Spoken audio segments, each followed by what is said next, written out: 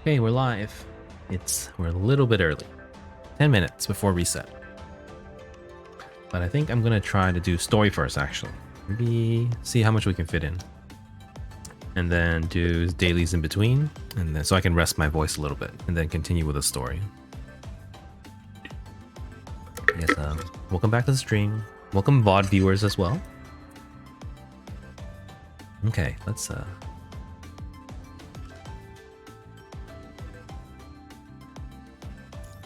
go get to it. Yeah, Surviving Lucem. I think we're on. We did 3. We did 3 yesterday, and then we did 3 on Friday. We're on time today. Maybe we can fit in a little bit more. 21%. So at this rate, it's gonna take a long time, like 10 days. But maybe we can speed up a little, maybe not. I think 17.3 was real short. 17.4 was pretty short too. 5 was really, really long. And so far, no combat, but this upcoming one has combat, so we'll see how it goes. 17.6, the Great Evacuation. Black cards. Wait, the other ones may not have had black cards. No, this requires serum too. Ooh, it's just bloom. In the dark room, Vanessa is stirring her porridge in a cup with an That's right, Vanessa is not a construct. Vanessa's a commandant, a human commandant. Vanessa is stirring her porridge in her cup with an exquisite coffee spoon. Commandant Wimser is lying on the bed next to her, still unconscious. That's me. Still unconscious. The entire time so far. Oh. What's wrong? Surprised I'm eating porridge from a cup? I know it's not exactly my style, but I like to make the best of things when the situation is out of my control. Oh, this is dangerous. Vanessa and Liv in the same room. Poor Liv. I'm sure you've realized by now. Babylonia's cut off aid. What? Liv had obviously been too busy taking care of everyone to realize this fact. Since that last rescue operation failed, if you ask them about their next operation or their change in tactics, they always give a vague response. They're also not providing regular contact. Whenever I contact them, they just gave the same response. Lucia also got the same response too. Oh, everyone's here. It's nothing too unusual. They've just postponed support operations to this area for the time being. They've done this in the past. It's just the first time I've experienced it. Guess your indifference means you've all been mentally prepared for this. Looks like we're on our own for now. Yeah, it's unrealistic to expect to be rescued under these circumstances. I'd do the same if I were in charge. It's the only logical solution. Aside from that, there's some good news and bad news. Good news is, even though Babylonia has cut off support, they haven't blocked my access to GPS intel. The bad news is, based on this GPS intel, the unidentified twins have entered City 042. Huh? What are you guys gonna do? Our location is dangerous. With our numbers, we'll suffer losses if we run into any hostile encounters. I want to disperse the 164 people gathered into several teams, which is more conducive to action. We've had some more refugees join over the past few days. We now have 172 people and a dog, but that doesn't include us and the Commandant. We're already at 172 people? Decentralization is definitely conducive to dealing with emergencies, but it'll take more time to retreat. We better get ready immediately. On the way, we also need to deal with the 3 problems: high punishing concentration, lack of food and energy, and hetero creature attacks. Protective gear can protect us against punishing concentration. We don't have enough for everyone, but we can move them in waves. The second problem is difficult to solve. All we can do is move slowly. As for the third problem, we just have to defend it with everyone. Where can we move everyone? The safe zones adjacent to City 043, Cities 046, 044, and 45. We just came from City 045. Their conservation area is already full after taking in refugees from City 044. I'm personnel from City 046 were evacuated after the CPF was damaged, so it's been vacant for some time. The CPF has since been repaired, but it's quite a distance from here. Not to mention, the people living there aren't exactly accepting of outsiders. No, that's an understatement, and it'll lead to inaccurate danger assessment. They're a group of armed scavengers that'll attack and rob outsiders.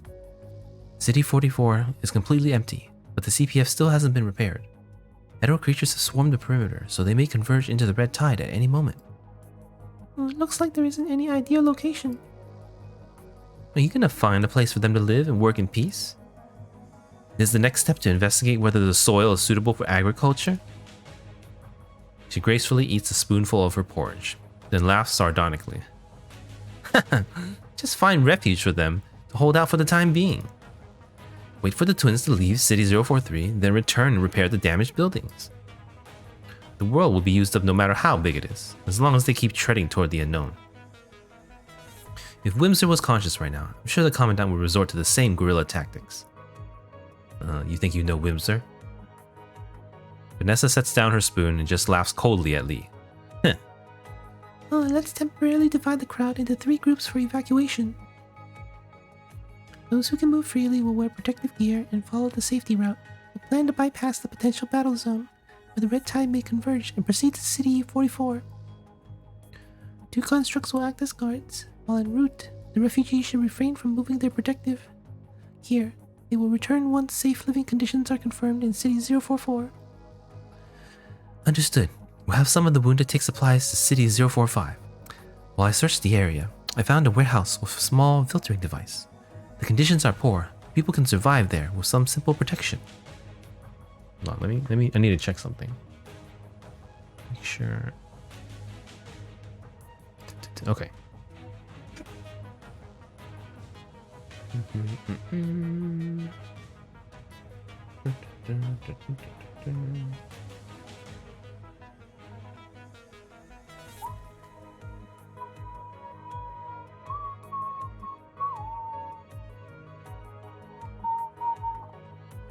Alright, let's keep going. Take some of the wounded, take supplies. Okay, I think I read that already. The conditions are poor. For the third team, we'll take the Commandant, Nessa, and Benada, and the rest of the wounded to City 046. Regardless of how hostile they are to outsiders, they can't do much against constructs. That sure was quick. I expect nothing less from the Chief. This may solve the problems caused by the threat of insufficient materials and the twins. But that doesn't cover everything, don't you know? Constructs need to protect the refugees from hetero creatures while in transit. Some of the wounded will need to be transported out. Humans will need the protective gear, but we don't have enough for each person. That means the group going to City 046 will be unprotected. Okay, so they're splitting up 2 constructs. We're gonna guard the refugees to 44, and then Commandant Us is going to 46. Wounded take. Hi Steffi, welcome back to the stream. Good morning. Okay, hold on. What's going on? 3 groups. So then the normal people are going to go to the healthy citizens, or the healthy refugees are going to go to 44, and only 2 constructs to guard them. We're going with Vanessa and the wounded to 46. And then some of the wounded are going to 45. So 45 is abandoned. 45 is oh no, 45 is personnel from super damage vacant. 46 is empty.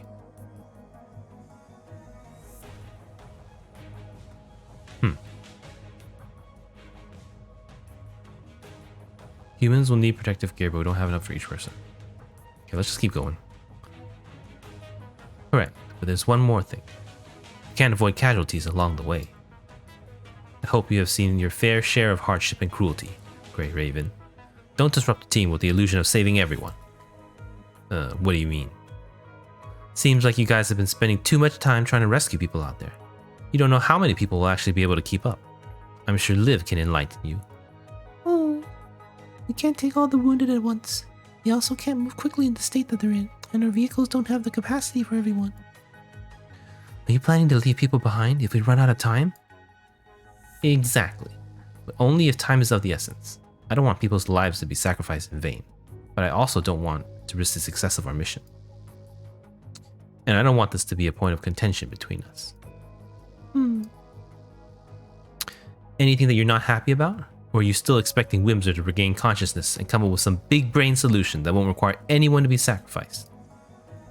If not, I'll be the active commandant here. This is the only way we can save the most lives. If worst comes to worst, who do you think is most likely to encounter danger?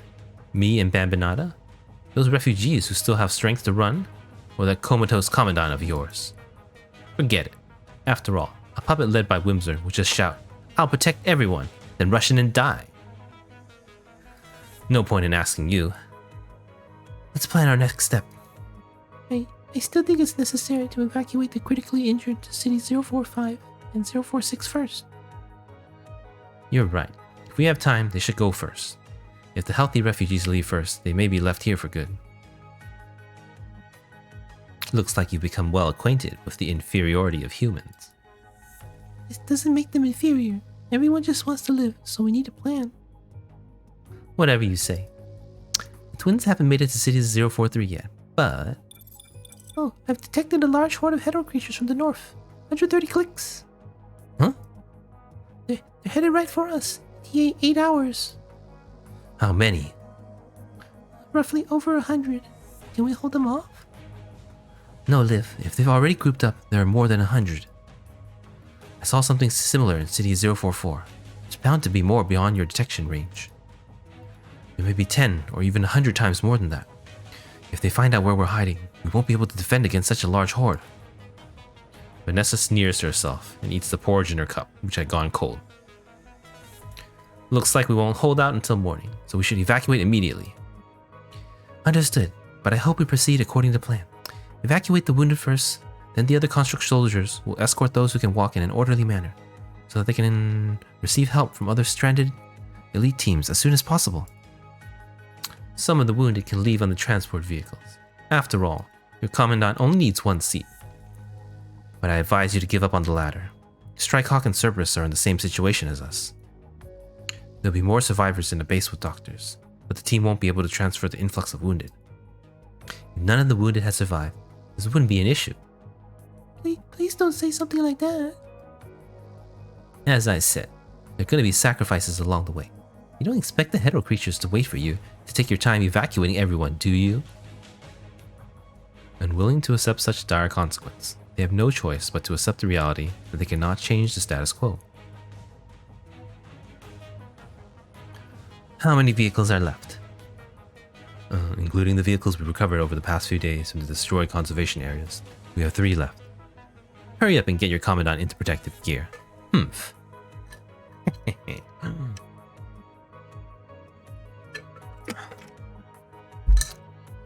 Leaving the room where Vanessa and the commandant are located to begin preparations, they are met with an unexpected scene outside. People have already packed their scarce bags of luggage. As Grey Raven exits the room, the refugees look at them coldly. Where's everyone going? I'm going to the Forsaken base. There's no way you can make it there on foot. So I'm going to borrow your rescue vehicles. Why are you leaving all of a sudden? I know you won't tell us the truth. Seeing you all sneak around like that, I took advantage of the noise outside to eavesdrop on your conversation. What did you hear? Babylonia has stopped sending aid. I heard that construct say it. He points at Lee's terminal, as if stating the obvious. We're just going over possible scenarios with the others. I didn't think anyone had the nerve to eavesdrop on us. Doesn't matter. I knew it was only a matter of time.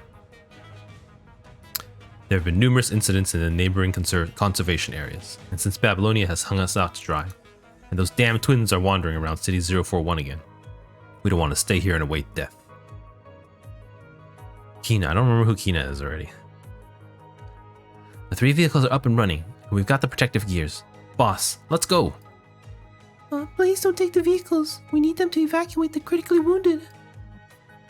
What are we supposed to do then? Not like we can make it there on foot. Would you be better off with the wounded when we're gone? You have more room and it'll be quieter. Seems like they don't know about the hetero creatures and the twins headed right for us. 3 vehicles can't hold 172 people. How are you going to deal with the corrupted and hetero creatures if you get attacked? Outnumber them? The crowd falls silent for a moment, before whispering amongst each other. That's why we need to leave before they swarm us. Scavengers like us have our own ways of operating. Leave the rest to us. Please don't. Everything we've done is to ensure as many people can survive as possible. Liv hesitates for a few seconds, but decides that it is best to inform everyone of the current situation to avert confusion. The refugees had always believed they had the right to know what was happening. A time like this requires everyone to work together to solve the problem. What would happen if they made a decision without knowing the danger? Liv can't even bear the thought of it. Please, listen. I just detected a horde of hetero creatures approaching from the north. We'll be here in 8 hours. Also, the twins already left City 041 and have made it to City 042. We need to evacuate with the wounded immediately. If you take the vehicles, we won't be able to evacuate the wounded on foot. If the hetero creatures break through our defenses, they'll enter the basement and kill the wounded. Hearing this, the whole basement becomes speechless. The middle-aged leader looks around the crowd in silence. He contemplates for a few seconds, then turns to face Liv. We'll take your word for it, considering you've taken care of us and the wounded all this time. Saying this, he pauses for several more seconds. After hearing no objection, he continues to speak. Since you're willing to be so honest, I'll make concessions to the constructs and the wounded. The crowd erupts in outcry, led by the shrill voices of several refugees. Leave the wounded here! Not like they'll survive much longer if we take them anyway. I don't want to die here. There's no way I can walk all the way there. The refugee leader remains silent among the crowd's protests until several others strong-arm their way in front of him.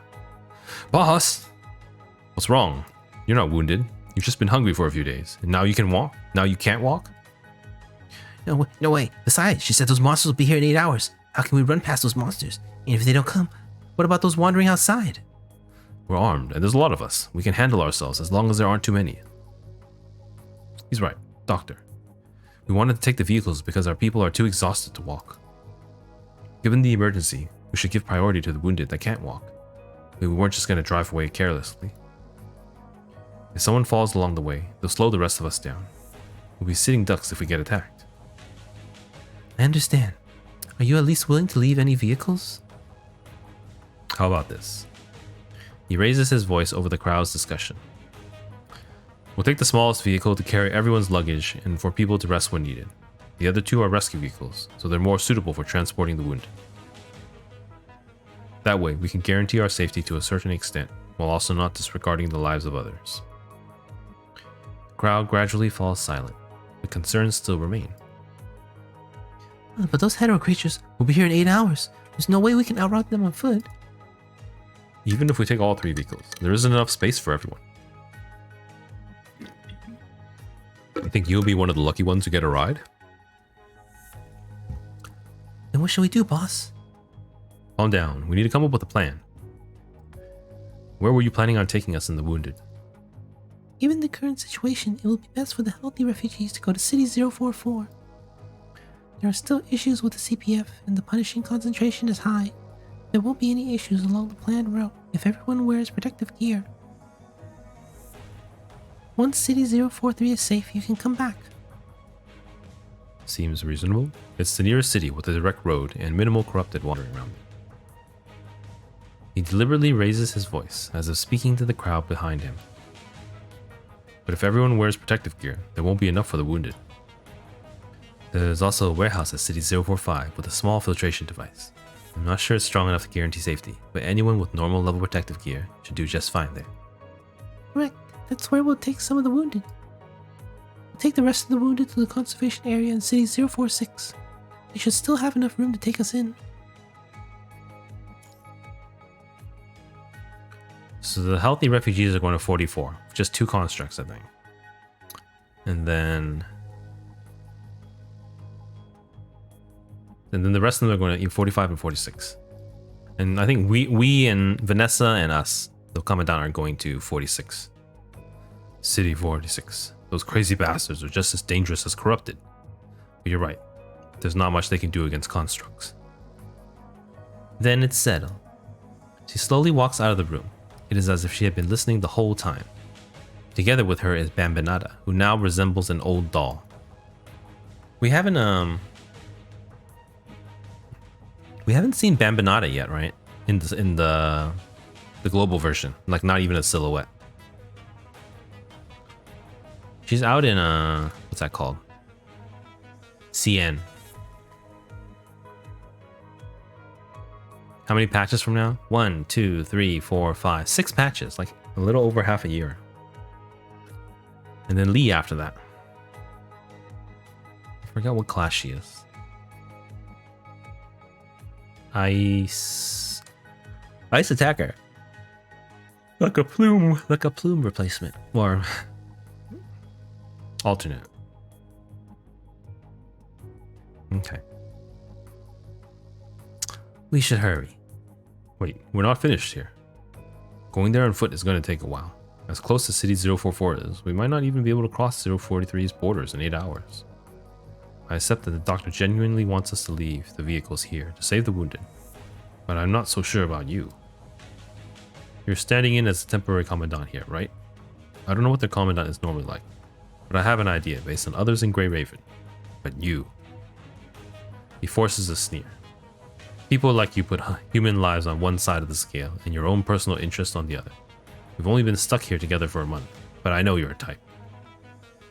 If you evacuate with the wounded, who's to say you won't abandon them and guarantee your own safety?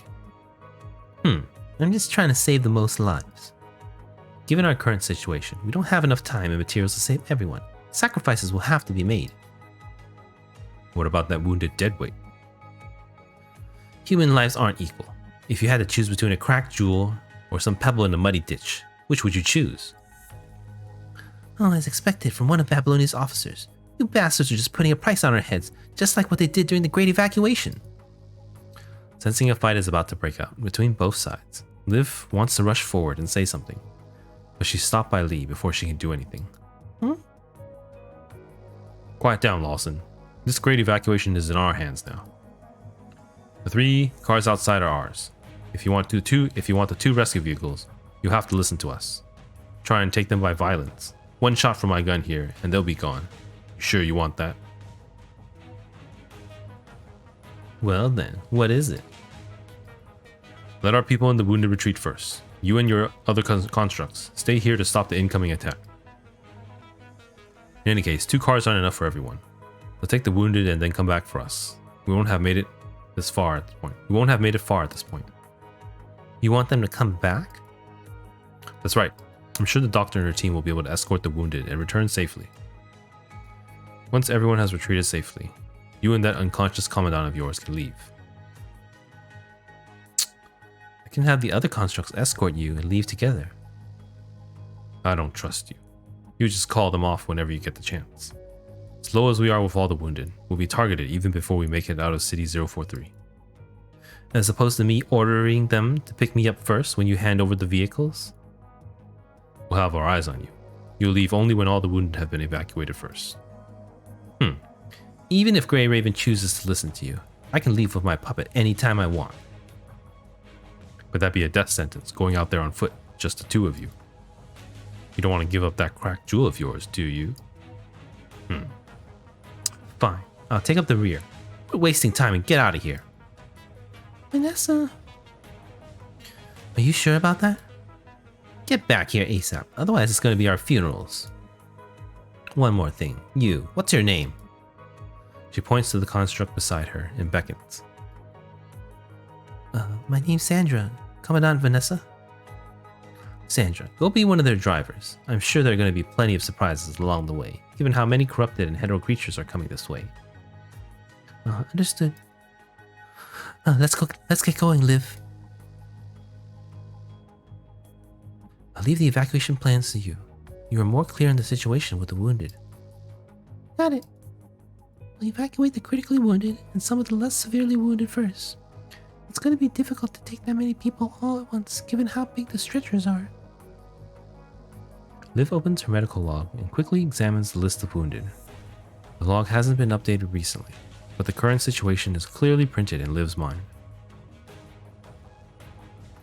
The 8 critically wounded, Nagayuki, Kanada, and Lindsay, need to stay behind for the time being. The first 2 need Vanessa to maintain stable minds, while Lindsay's wounds can't withstand the crowded and bumpy vehicles, so she needs to be carried away separately on a stretcher with stabilizers once all the other construct soldiers have gathered. The one the Commandant used? Well, the Commandant doesn't need it now. As for Mr. Kelly, I don't know if he'll agree to go. The old man who wasn't eating after being diagnosed with cancer? Let me ask him. Even if he doesn't agree to go, still needs space for 4 more people. These people alone will take up 2 cars. At most, they can take the little girl with them. They can make do in the crowded vehicle if we get there fast enough. Let's make some supports between stretchers so that we can put them close together without being cramped. Good idea, but there's still only enough room for 4 stretchers. You can only fit a few more sitting down. I'll leave it to you then, Lee. He nods and makes his way to the warehouse. As for the second vehicle,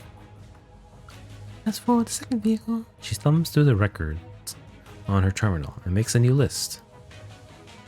they don't need stretchers, but even then, they need to be separated due to their wounds. Even if some people lie under the seats or sit on the legs of those who aren't injured, can't squeeze them in. Not to mention, our vehicles haven't been modified, so they can't be overloaded, right? Exactly. How many more people do we need to take? We still have 47 wounded. No. Counting the new arrivals over the past few days, that makes 62 people, but the second car can only carry 17. With 4 people in the first car, that means we can only take 21 people in a single trip. That's fine. There's still some hope if we can make another trip. There are still several other critically injured and our commandant that need to go on the next trip. That means there's no time for hesitation. We'll need to make a 3rd trip. This is a pretty long scene too. Let me get some water again.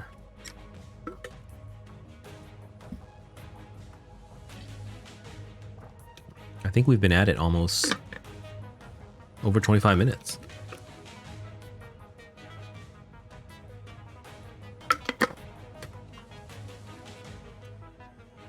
I don't think the other ones were nearly as long. Yeah, let's call everyone. Okay. Lucia walks to the basement. After a short time, some wounded refugees limp out following her. Liv. I don't remember Fantine's voice already. Since Fantine's name is on the first list, she steps out of the crowd and greets Liv with a smile. Thank you, Liv, but I want to give up my spot. She looks at the crowd and rubs her belly. It's too crowded for me, and I haven't decided if I want to bring my child into this cruel world. I need some time to think. After you leave, the wounded here also need to be looked after. My medical knowledge obviously doesn't compare to yours, but I can still help. Can you take the child I brought with me instead? The wound on his back is still serious, and he needs some room. Okay. Oh, and Shrek wants to speak with you. He greets Liv, pretending to be relaxed. Let me go with you. I'll sit on the roof so I don't take up any space. Besides, if any of the wounded sit up there, they'll most likely fall down, right? Are you sure? It's dangerous up there. Don't worry, I'll hold on tight. You said you want to evacuate to a warehouse in City 045. But is there a doctor there to take care of them? Or are you going to stay there with them? No, that's what I've been worried about. So someone should be there to look after them, right? I'm no doctor, but I've learned a thing or two about first aid recently. Recently? Got that right. A friend of mine made me realize how important it is. If you don't trust me, I can have the Forsaken send a doctor over. That way I can continue on my way and deliver the serum. They can't possibly refuse, right? Okay, thank you. Good idea. We should also try to get support from Watanabe. If only the Commandant was still conscious. We could use the Commandant to pull some strings. Having finished assembling the stretchers, Lee appears behind the three of them with a frowning face. I know what you're worried about. Babylonia cut off communication. Who knows? Maybe we'll end up joining the Forsaken. She looks up at the dim sky, suddenly getting lost in a memory. Excuse me. I understand why they made this decision, and I don't think it was out of greed or malice, but we're on our own now. You said that by now. Guys, talking over. Want me to go get the wounded? Feeling the gravity of their words, he waves and quickly runs back to the basement. I feel like this chapter is, or this scene has been, it's really long. There's a lot of logistical talk. So it's not very personal or emotional. And it's not quite melodramatic yet, because this is just like the logistical preparations.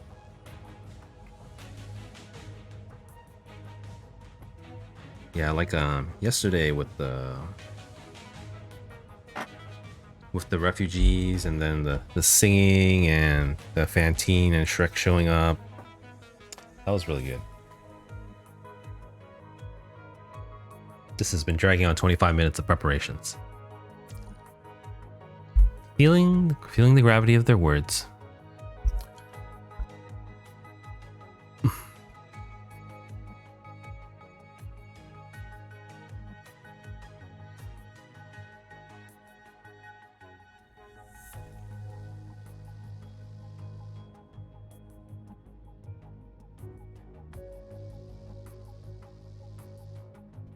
Where am I?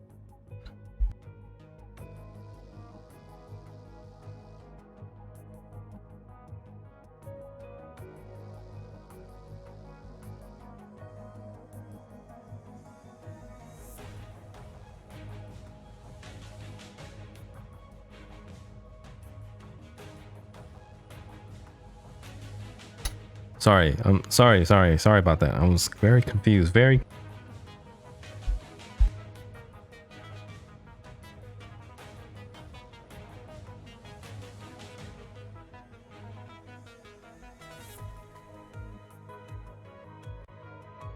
actually some red LEDs on the bottom when it's muted. I never noticed this. I only see the one on the top. But they're kind of like hidden beneath things, so I don't even know how to see it. Oh, that's weird. Okay, let's continue. Sorry. That was a long silence.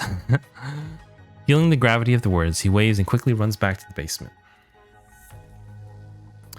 Oh, Liv, Callie said he's not going with the others.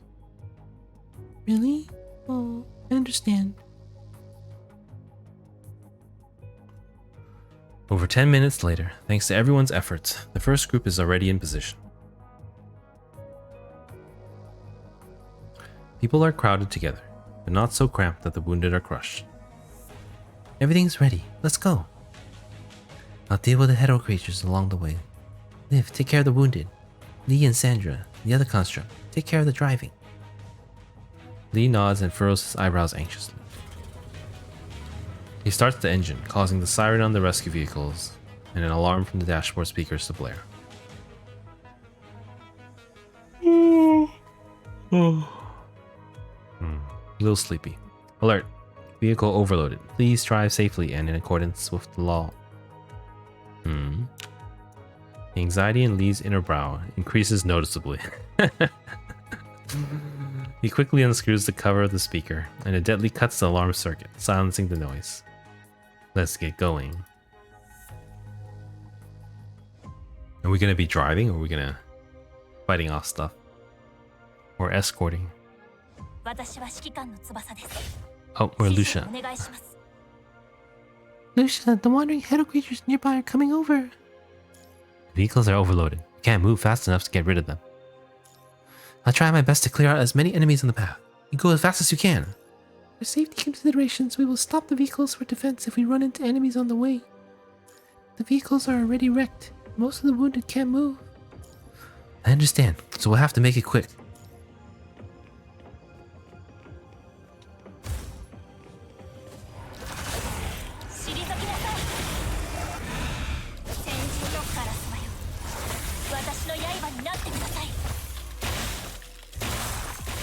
The vehicle.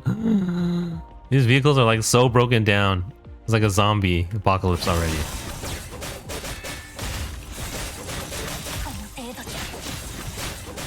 I'm surprised they're still running. Wait, there's more.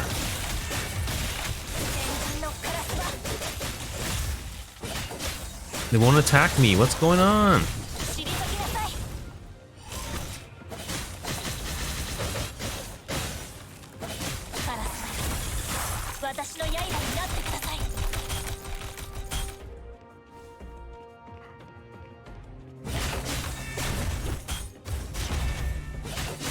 There, finally. Man, it's like so hard to get a matrix in. Okay, we have enough now.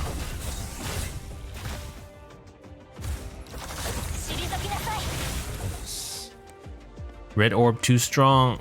We've eliminated enemies ahead of us, but there's still some behind. Keep moving. I'll handle them.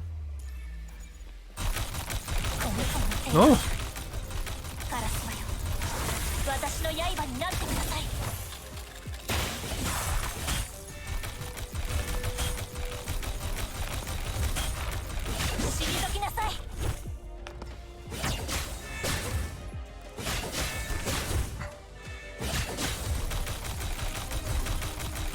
Ah.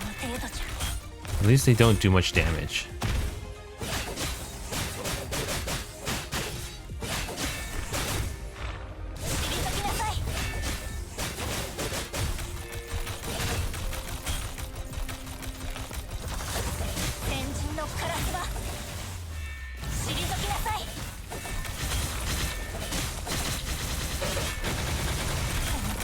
Oh my god. It's over. Are you guys alright there? Just some minor injuries. I'll handle it. Okay, I'm moving towards you. Is that it?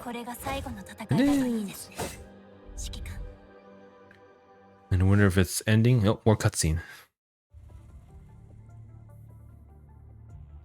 City 045, West Warehouse, 3:41 a.m. Leaving the conservation area in City 043, they cross past several collapsed roads and buildings, attacked by the corrupted and Hedo creatures until finally arriving at their destination in City 045, 5.5 hours later. Ooh, that's a long time. Watanabe's situation isn't looking good either, but at least they have promised to send a doctor and even offered taking some refugees in the situation, if the situation takes a turn for the worse. Thanks for letting me use your terminal. Rick terminates the call and hands the terminal back to Lee. You said you were going to call the Forsaken to send someone over, but you obviously didn't have a way of reaching them. I did just now, didn't I? Points at Lee's terminal matter, as if stating the obvious. People need to rely on each other to survive in this world, so we can't just think about what we have. At a time like this, even more so. He gestures to Lee, who gives him a dull look. Want any more platitudes? I've got 100 of them. Just be more prepared next time before making promises. Considering how many accidents we've had recently, what would you have done if you couldn't reach them? Nonsense, I trust you guys. It's fine, Lee. Doesn't matter whose terminal he uses, as long as everything works out. How are things with you and Liv? Checked everyone's vitals and rebandaged everyone's wounds that opened up from all the bumps along the way. Sorry for writing your book, Shrek. She returns the book titled Comfort for the Soul back to Shrek, now full of medical notes. It's okay. Books are used for recording information. I've gotten what I need from it anyway. Also, Akane, I know I promised to make an identical rabbit doll for you, but... It's okay, Miss Liv, I understand. I only had time to make you a small one on the way here. I returned to City 043's conservation area. I'll make another one for you, okay? Really? Thanks. Alright, let's go back and get the other wounded. You're not gonna tell us how you're doing? Huh? You mean my leg? I can manage. But what's with all the vital fluid? I already rebandaged it. I'm good to go. If you can't take it anymore, let me know. I'll carry you. Okay, thank you, Lucia. Oh, when is the Forsaken Doctor gonna be here? A day or so. We're not exactly close. that's the case, you have to care for the wounded until then. I need to go back and escort the rest of the wounded. Okay, I'll take it from here. You should get going. That was a really long chapter. That took us a little under 40 minutes for one. And we were at like 21%. And that, yeah. So if it's that type of chapter, this story would take like 20 hours to finish. Maybe like 15 hours. That's a lot. So this is the evacuation plan. It's a lot of logistical stuff. Yeah. It's just logistical stuff. So it had to be done. Okay, we got our black cards. These don't have black cards, so that's actually the first one they gave us black cards. Only the battling ones. 17-7. Okay, I need a quick break. I will be right back. Thank you for waiting.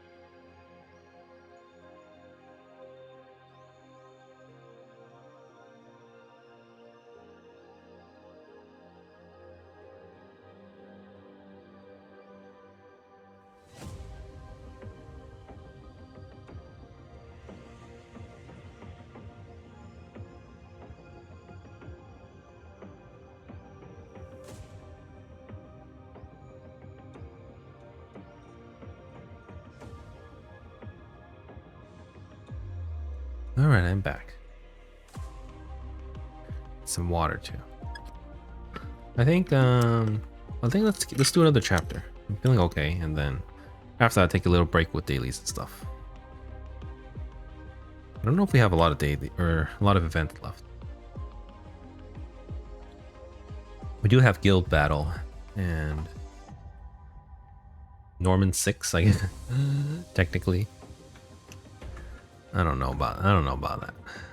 People say it's easier, but it takes a lot of time, so I don't know if I want to be working on that. Cause oh shit. 1 second.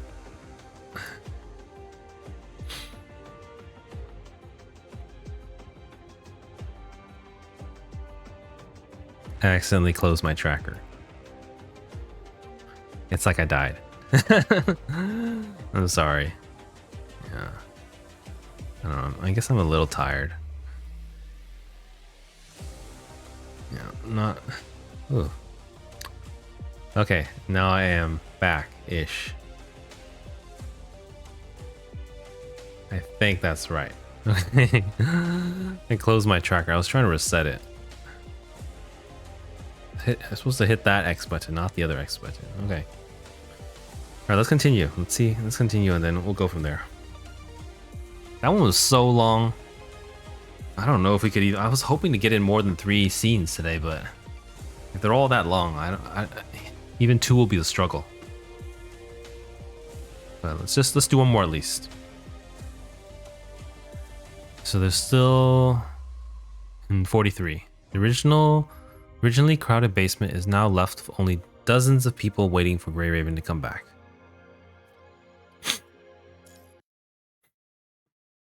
We're with the Vanessa, right? 1 second.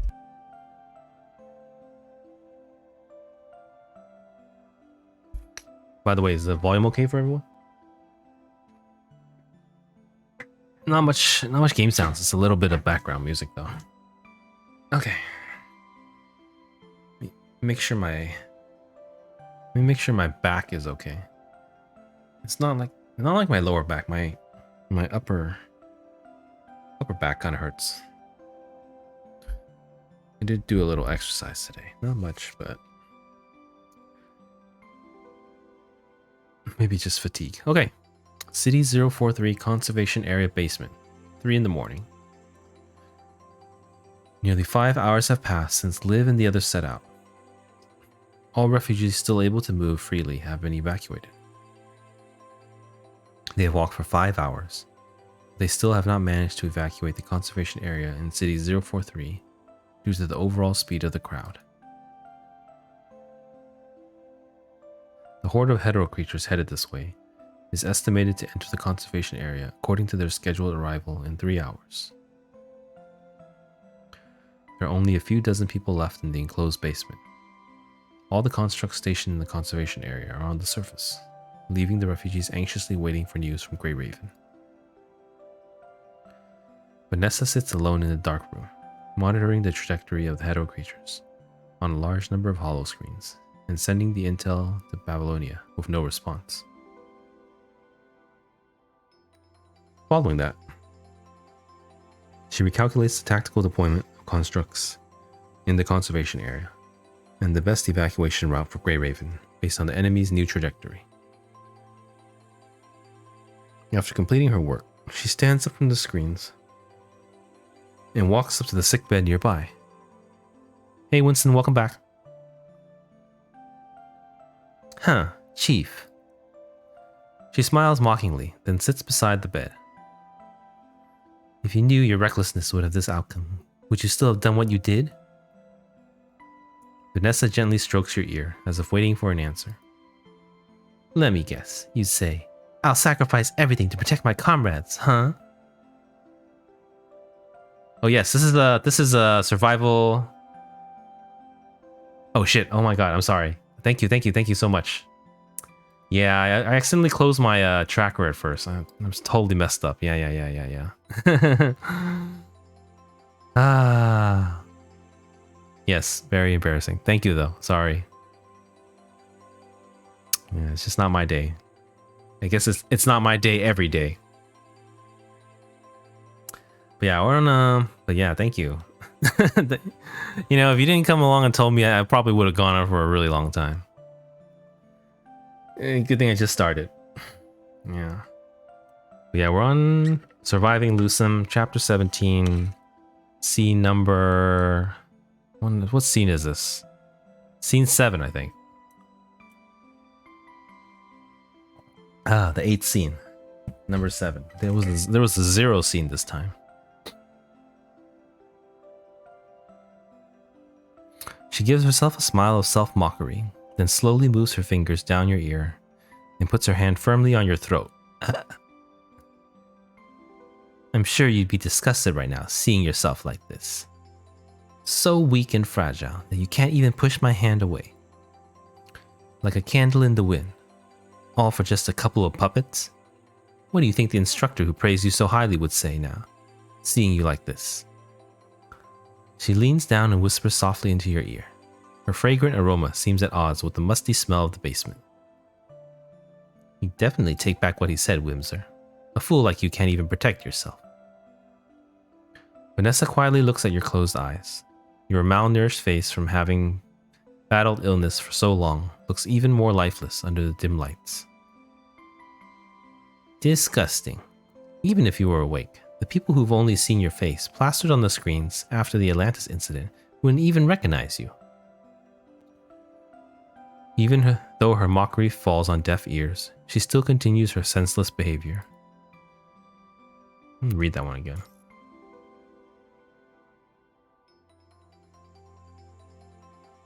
Okay, he's just making fun of us. Regardless, I wasn't wrong. Before this disaster happened, I saw you as a rival that must be defeated. Futile illusion. But now, what a joke.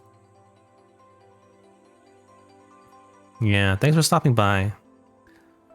I know. I think you're behind. You're still catching up on story too, right? You don't want to get. Still haven't got. Yeah, sorry. Maybe it's a bad. Maybe I shouldn't be doing stories on stream. I feel like it's good to do, but you know, for that very reason, you know, if for spoilers, then new players and people catching up don't want to watch it. So yeah, okay. But thanks for stopping by. I gotta think about this. I really don't know.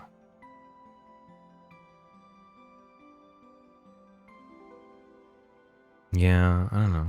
You know, if I'm being honest, well, yeah, if I'm being honest, I started doing story a little over a week ago.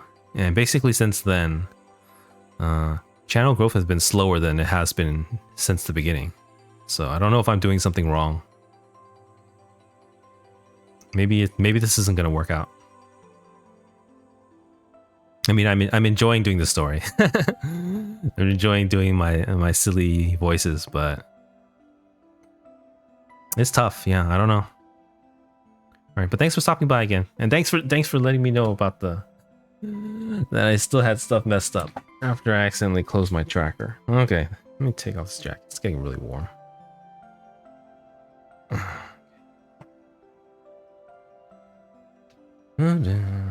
Okay, let's see. Alright, let's continue. You know, Whimser, I could kill you right now. Her grip on your throat suddenly tightens, then relaxes. She smiles and covers your pallid skin with her warm palm. And what's the point? Before you went into a coma, I looked at your selfless naivety with contempt. I figured you'd quickly lose in battle and realized that your starry-eyed view of the world didn't conform to reality. This wasn't exactly quick, but maybe now you'll see the world for what it really is. Your neck remains ice cold despite her warm palm. She lifts a finger and checks your pulse. Such a simple battle nearly cost you your life, Chief. What exactly distracted you? Or did I waste my time focusing on you so much? You don't deserve to be Chief, let alone a role model and goal for others. Late stream time too? Yeah. That's true. Maybe I actually I actually streamed earlier today, one time. It was the first time in the whole month that I've streamed before, you know, like 11 o'clock. I was only doing Diablo 3 though. So yeah, maybe I can mix it up. But this is the time when I usually have time. Yeah, it's tough. I don't know. I'm a little bit lost, so. But I will continue. Because there's no other way but forward. Or did I waste my time focusing on you so much? Oh, I read this already. She slowly gets up, then looks at a hollow screen and a fold-up mirror next to it. The Hetero creatures will be here in 3 hours. If Grey Raven isn't back by then, you're a goner. And Benata and I can get out of here whenever we want. She combs her hair in the reflection of the mirror again, but the look in her eyes doesn't match the delicate gesture. Her gaze is wandering and vacant. I know this isn't exactly what a commandant should do. FOS College teaches us a way to always fight the enemy and protect as many people as we can. The lonely murmur echoes throughout the empty room. As before, no one responds. But the battlefield isn't so merciful. Not everyone can be safe, no matter who you are, Chief. As long as people die, their reputation, rights, or those ridiculous bonds are just dust in the wind. You get nothing, and the people you protected will soon forget you. Vanessa walks to the simple square table full of hall screens, but leaves a mote of attention to you laying behind her. She turns around once more and looks at the unchanging bed. Whimser, you stupid and naive piece of trash. You're only respected by so many people because they're lost in their own ideals. Now you have no one to count on. Let me tell you how to maximize the value of survivors. What's gonna go on? 4:30 a.m. It's been an hour and a half. An hour and a half before the hetero creatures enter the conservation area. Commandant Vanessa and the 4 constructs stationed in the conservation area have all gone to the surface to prepare for combat. In the enclosed basement, Commandant Whimser, 41 soldiers with minor wounds and mobility issues, and the 4 critically wounded patients, Nagayuki, Kanata, Lindsay, and Kali. Aside from them, there is another surprising refugee. Hey, it's boy number B.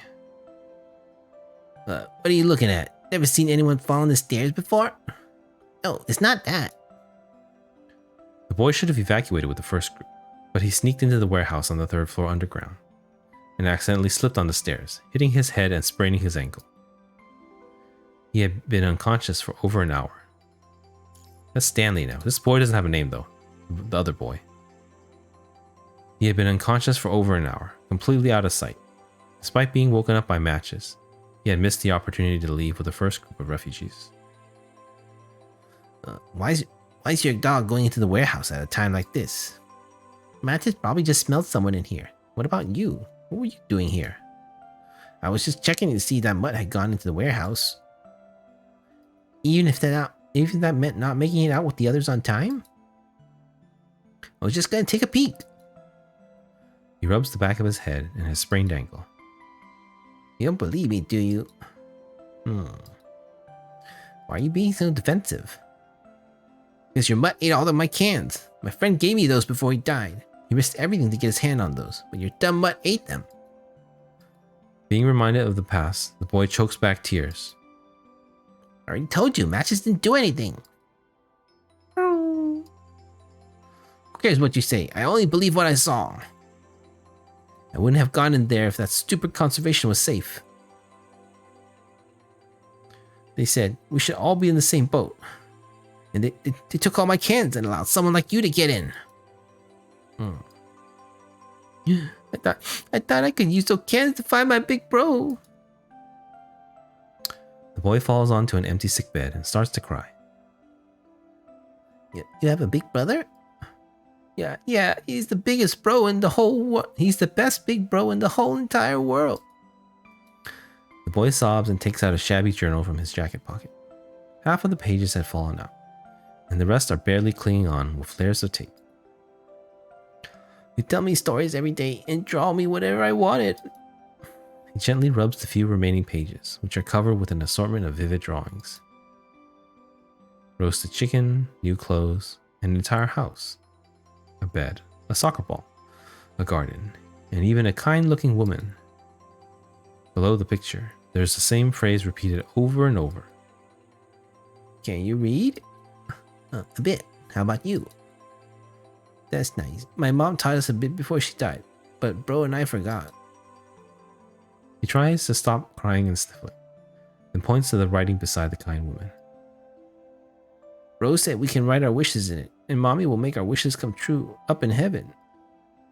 Look, mom told us just to write this beside each picture, and mom will hear our wishes. Stanley looks to where the boy is pointing, but discovers that it isn't some magical spell. Sorry. Oh my god!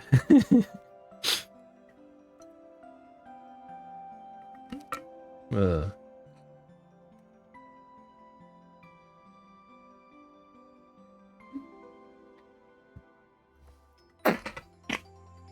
Ugh.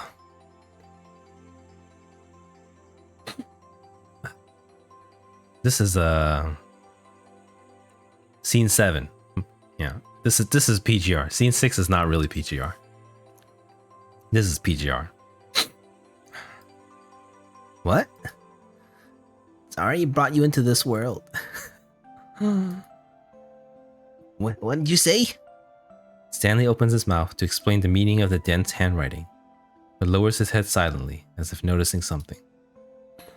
Nothing. I just zoned out there for a second is all. I've never shown this to anyone, and you just get distracted? Sorry. Anyway, why are you showing me this? Because you saved me? He awkwardly covers his face with a blanket and curls up.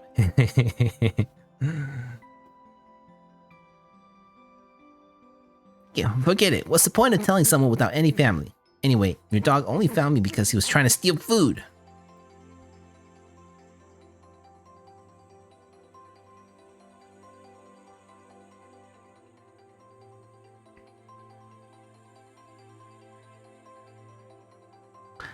Matt just didn't.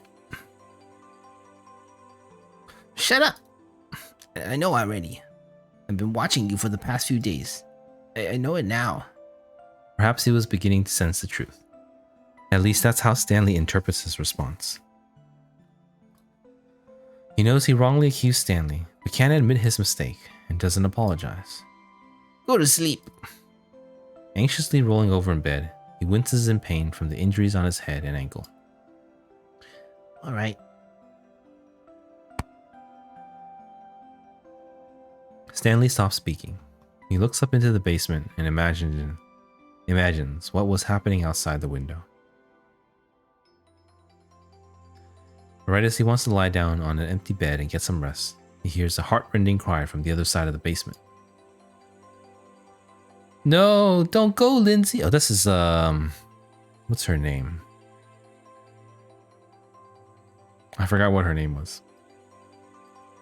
In the sand. No, don't go, Lindsay. In this sad cry, another person wandering in the twilight falls into the cold embrace of eternal night. How much longer until daybreak?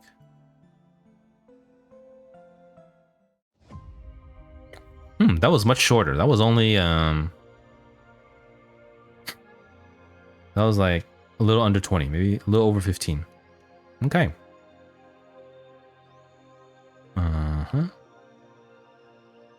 I'm feeling okay. Let's do one more. That was a short one. If this is a long one, then we're gonna die. I'm gonna die. Yeah, okay. Yeah, that okay, let's continue. And then let's get the dailies afterwards, after this one. 17.8, Life and Death. Transfer everyone to City 046. By the light of the daybreak, they see that the sloped path in the city has turned into a scarlet wave. Uh-oh. Sorry. I guess I'm more tired than I realized.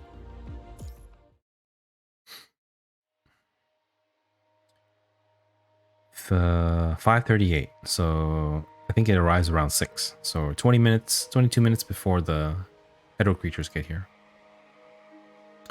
Driving the 2 rescue vehicles, Grey Raven races back to the conservation area before the barrage of hetero creatures arrives. Familiar with the way back and no longer carrying any wounded, they manage to make the trip in just 3 hours. We're back! Returning to the enclosed basement, Grey Raven and Sandra arrive to look at the panic among the refugees. Intermittent sobbing can be heard throughout the basement. The looming sadness is like smoke from a fire, making everyone's eyes and noses sting.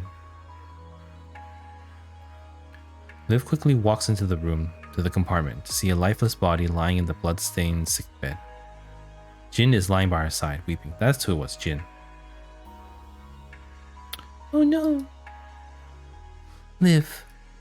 She lightly shakes her head and quietly looks over at what was now apparent. Lindsay has passed away. Jin. Jin struggles to lift her head and looks at Liv, lifelessly.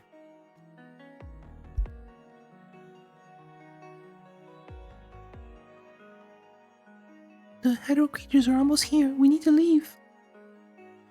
She shakes her head and tightly grips Lindsay's ice-cold wrist. Oh. I still don't know why Lindsay saved me. Seeing her in agony like this, there was even a moment that I hated you. We could have all left at the same time.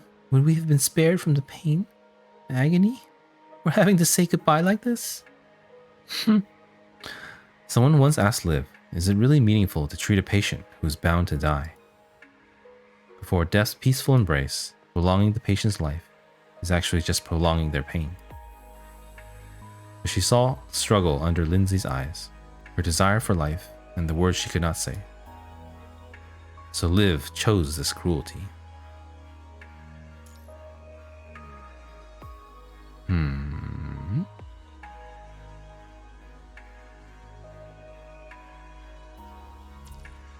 Did she regain consciousness at all?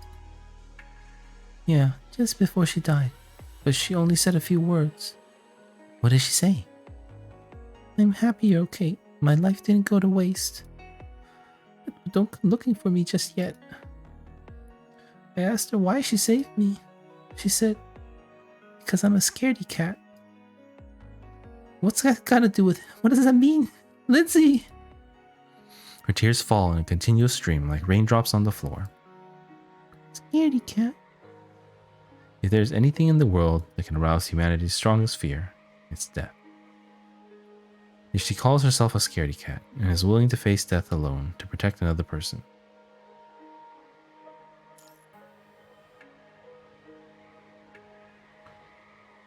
Oh, am I?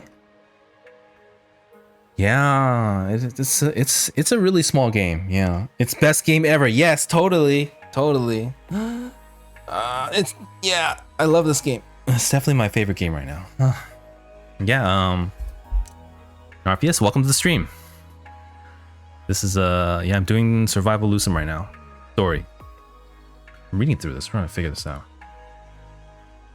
2020, hope not. Hope it's coming this year. Hope maybe during anniversary, maybe. That'd be nice. Okay, let's see. What was it got to do with it? What does that mean?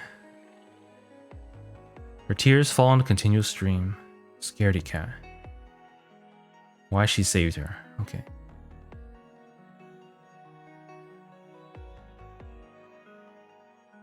Yeah, Wuthering Waves is pretty soon too. I think beta is in a few weeks. I don't know who's gonna get in though. I haven't gotten any emails. I didn't know Lindsay too well, but I think people who are willing to give up their lives to save up another person must value the lives of others more than theirs. She must be deeply afraid of your death. She struggled to her last breath just to tell you that. Yeah, I did register for the beta. I remember it was like a really long survey. Really? But I feel the same way about you, Lindsay. As if soaked by the downpour of sorrow, Jin sobs in front of Liv's chest. So you need to keep living. That's what Lindsay wanted. Okay. She nods quietly as she cries. We're running out of time, Liv. We need to get everyone out of here. Jin, let's get going. Still unable to stop her sobbing, she gets up from Lindsay's bed and takes a step toward Liv. I actually didn't. I mean, I registered for the beta, but I don't think I checked the... I don't know if they sent out invites yet. I'll have to check later. Oh, I'll wait till it gets announced and then I'll check. I remember for the PGR, the PC beta time, it got... Most people, their invites got pushed to, what's that called? Pushed to the spam folder. So you had to look for it there. Yeah, I'll wait. I'll wait till it gets announced. I'm sure someone will mention it somewhere on the PGR Reddit. That's where I heard about it. Yes, let's go. Why should you persuade someone who wants to die? You think those 2 vehicles can accommodate everyone here? Right as everyone calms down a moment, Vanessa pulls everyone back to reality. Also, we have a boy and a dog unaccounted for. I just barely missed the first group, and I sprained my ankle. The boy looks around at the crowd and matches beside Stanley. Can I still go? That depends. If they have time to come back for a 3rd time. Ooh! Oh! But... The hetero creatures will be here by then, won't they? Right. I'm detecting a massive incoming horde. There's no way we can take them ourselves while also protecting the refugees. So, looks like this is the last trip. Silence fills the basement. Everyone's nerves hang in anticipation to be read their sentencing. Get your commandant on board first, and then squeeze the rest in however you like. As for those who can't get in, they stay here. And for those who need to be carried out of here... The crowd rushes to the basement exit without waiting for her to finish speaking, nearly pushing Vanessa to the ground. Alright, get your commandant on board. As the 3 of them carry the commandant to the surface, the scene erupts into chaos. Quit pushing and shoving. The roars of hetero creatures gradually become audible, causing everyone to panic. Liv rushes into the chaotic crowd to protect the vehicles from being overturned by the crowd. Form a line. Liv's injury makes it difficult to stand up straight in the crowd. Some people reluctantly form a line as she tries to block the vehicle. But most of the injured refugees rush the door, causing the whole rescue vehicle to shake. I'm gonna push my way on in if I have to. There's not enough space. Why are you pushing? You're barely even hurt. Think you can steal my spot? Of course I do. Hear that sound? It's like an earthquake. They're gonna be here any minute. It's the sound of everyone's feet. Who the hell do you think you are? Quit stepping on my shoulders. Doesn't matter. I'm getting on. Amidst the chaos and crowding, people no longer care about each other's wounds. They regard themselves as luggage and cram the vehicles full. Even then, some people make no attempt to board the vehicle. Kali's old man. Give me a spot. Scram, you're not even hurt. Take care of yourself. There's a dog in here. Why don't we kick the dog out so somebody else can fit in? Wonderful. That's quite the clown car you've got going. That's true too. Vanessa stands at the basement entrance and applauds the crowd in her usual mocking attitude. So, how fast can the overloaded vehicle drive? Think you can outrun the hetero creatures? No one responds to her question. Everyone just holds their breath in anticipation. You don't leave space for the several of the critically injured, or even the Commandant. Think Grey Raven will serve you anyway? Leave the Commandant with me. I don't need my hands to fight. Leave the Commandant with me. You're better off taking care of the wounded. Then it's settled. For those who aren't on board, sorry. Looks like you have to stay here. See you in another life. No, don't leave me. I want to find my big bro. I'm sorry. I shouldn't have been so reckless. I beg you, take me with you, anywhere. Stanley. Oh. He kneels down beside the rescue vehicle in despair, and looks up to plead to those who board the vehicle and climb the windows and roof as they ignored his cries. That's all I want. I don't want to die. Don't be afraid. Put on some protective gear and hide. We'll come back to pick you up. No, don't leave me. Please. I beg you. He kneels at Liv's feet and begs her. Wait, that's the little the boy. You really come back, Miss Liv? I promise. Alright, he can take my spot. Oh no! Stanley and Matches squeeze their way out of the tightly packed vehicle. I'll wait for you here. Get going. Stanley, thank you. Sorry I blamed you all this time. He hugs Stanley as a constant stream of tears and snot rolls down his cheeks. It's nothing. So it's decided? Leave the rest here? Jin. It's okay. I'll keep Lindsay company. No, it's not okay. Who is it? An old voice and its owner squeeze out of the vehicle. Old lady. No, it's not okay. Go, kiddo. You've got your whole life ahead of you. Don't let Lindsay's sacrifice be in vain. But these old bones of mine. Besides, I can't bring myself to leave my husband. I'll keep him company. Ooh. But if you feel sorry for me, then I want you to do something for me. She takes out a tightly closed bag containing the rice left over by Kali. One day, when you find a safe place to live, plant this rice. No matter what you eat, leave some seeds for future generations and pass on our tradition. Okay. Good girl. And all of this is worth it. She hands the bag to Jin and pats her on the shoulders. Going, kiddo. Jin nods, carefully taking the bag, then boards the vehicle. Let's get going. I'll carry Nagayuki, Captain. You take Kanata. Okay. The old lady smiles and waves to everyone. The boy hurriedly takes out his notebook before leaving, tears out the last blank page, and hands it to Stanley with his pen. This is a thank you gift. It can make your wishes come true. Oh! Thank you. Now get going. The three people staying here watch Lucia and Vanessa get into the driver's cabin. The overloaded vehicle groans and drives away at a less than optimistic speed. The moment the vehicle drives out of the conservation area, Liv looks back at the others, and where Lindsay lies as a cold thought enters her mind.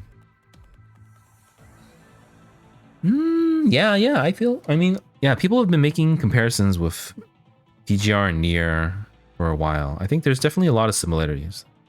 Though, personally, I think at the beginning, on the surface level, Nier and PGR have a lot of similarities, but with, since things took off in Kowloon and maybe even Nona Orbos, I think PGR story is a lot better. That's just because I'm a PGR fan. I think the story is amazing.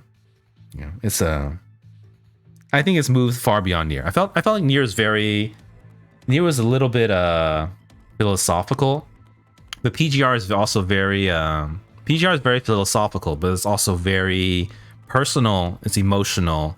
It's very human as well as being very political. So it's got that Game of Thrones backstabbing stuff on the back, and it's also very melodramatic too. Nier kind of lacks the well, it has a little bit here and there, but PGR has higher stakes kind of.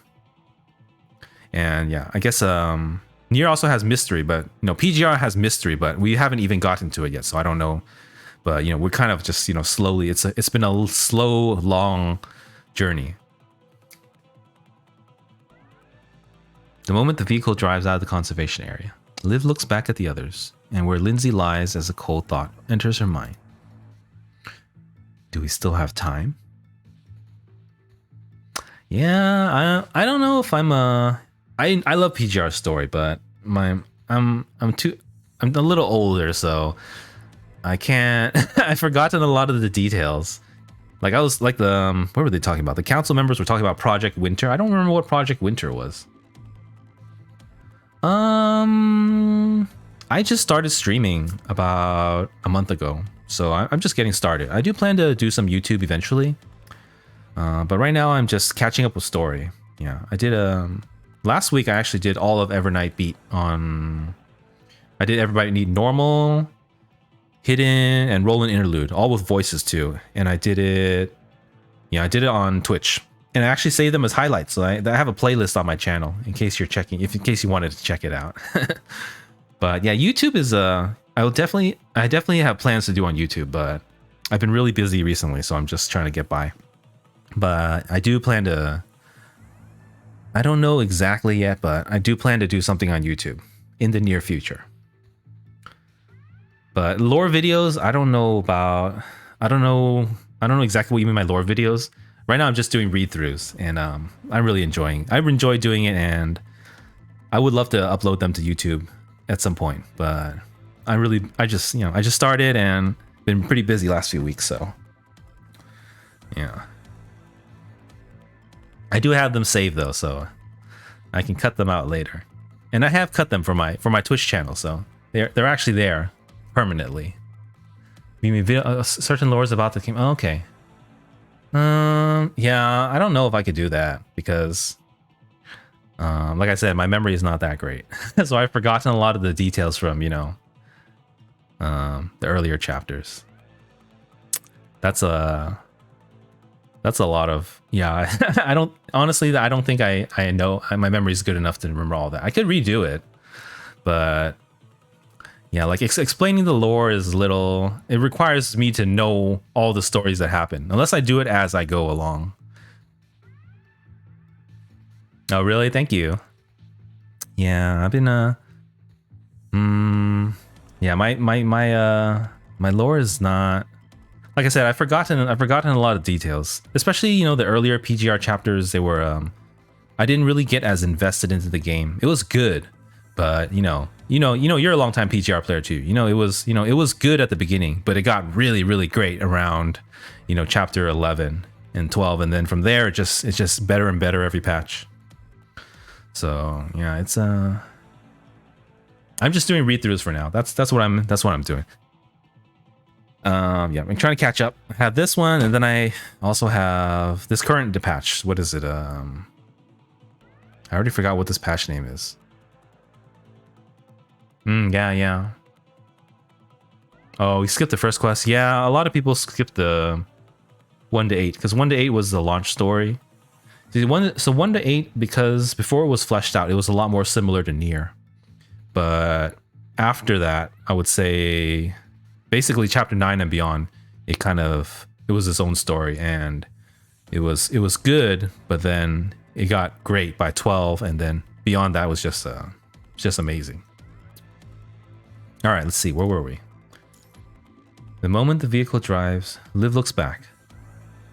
So it's just Liv and Lee, and Liv and Lee left with us. Do we still have time? Oh. Is there any other way?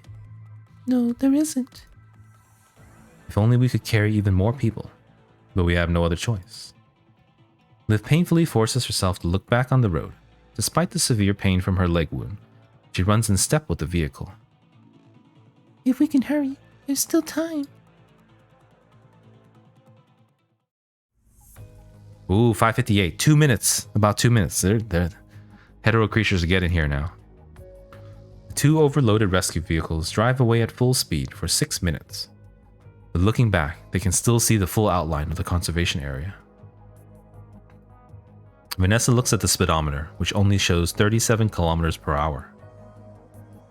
In order to correct this meaningless escape, she stops the vehicle and hops out of the driver's seat. We can't outrun the hetero creatures at this speed. She looks at the crowd squeezed into the back of the vehicle. The crowd looks at her outside. As a human, she should be in the same position at the moment, but their eyes are filled with fear. We need to cut it down to 15 people per vehicle so we can leave in time. 15? What? But there are only just 40 of us. You want more of us to die? If we don't, all of us will die here.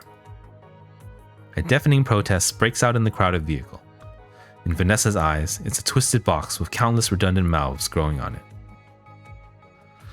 I don't agree with this. Oh, what are you gonna do? Lucia doesn't immediately answer. She looks at her companions, asking Liv and Lee for their consent with her eyes. We'll stay here and stop the hetero creatures, then lure them away to give everyone time to retreat. Color me surprised. I expect nothing else from a puppet of Whimser. Do you know what this would lead to? Your naivety will get your commandant killed. I don't deny the risk, but I prefer to believe in the strength of Grey Raven. Strength? 3 exhausted constructs, one of which is injured. Grey Raven really has inherited the commandant's naivety and arrogance. We've already left a lot of people behind. We know the risk, but we won't back down. Is that what the chief wants? That fool in your arms only saved you because someone was a little too big for their britches. Don't insult the commandant! Oh, if it wasn't for this fool, we wouldn't be here, and you wouldn't have been saved. Oh, so you should give up the commandant's life to save these worthless refugees? Nothing with life is worthless. We'll stick together and overcome any obstacle. We'll never flee the battlefield because of hardship or fear. Won't flee. Huh! Hearing this, she thinks of T-Cell. Vanessa has no interest in knowing whether he was seriously injured and couldn't return, or if he's on the same road as these deserters. Well, T-Cell is the... See, I can't even remember this. I don't know how I could ever do lore. T-Cell is the other member in Vanessa's team. I think he's a male, right? It was a weird name. I don't think there was a picture. Let me look. Let me do a quick Google. PGR T-Cell. PGR T-Cell. Oh, no. There was a picture from CN or something. Or maybe we've seen this before. Oh, yeah. Okay, so he's like a... He's like a skinny boy with long white hair. He's got those construct bangs, and he also has bangs on the side which frame his face, and then he has like long shoulder length, beyond shoulder length hair. Like waist length. But he's missing right now. It's just Vanessa and Bambinata. Vanessa has no interest in knowing whether he was seriously injured and couldn't return, or if he's on the same road as those deserters. For a long time, Egret had attracted people who were afraid of death because of its low casualty rate and tactics designed to maximize benefits. In the face of such an unwinnable battle, serious injury or defection would be highly likely. Did I miss a line? So Vanessa just doesn't care. Typical Vanessa. This wasn't the first time. So I mean, you know, before this patch, everyone really hated Vanessa from one of the older patches, but she's pretty cool in this one. She's very sassy. This wasn't the first time she had seen such puppets, but every puppet that tries to escape and disobey its master's orders had been well trained by Vanessa. Shouldn't a puppet be punished for disobeying its master? She has always believed in this truth, but still could not stop her puppets from defecting. She doesn't feel that she is wrong, but rather they were selfish and afraid of death. In her opinion, since Wimzer is unconscious... Oh, crap. Skipped a line. In her opinion, since Wimzer is unconscious, Grey Raven will find a chance to escape in order to survive.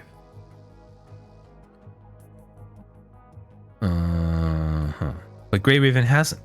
They saved her and the refugees, and they're willing to give up their lives to stick to the Commandant's faith. Harley Joe, Simon, Yata, Eleanor, and the others are so reckless. They won't return to Babylonia until they ensure that the mission is completed, and they've saved everyone they could. Why?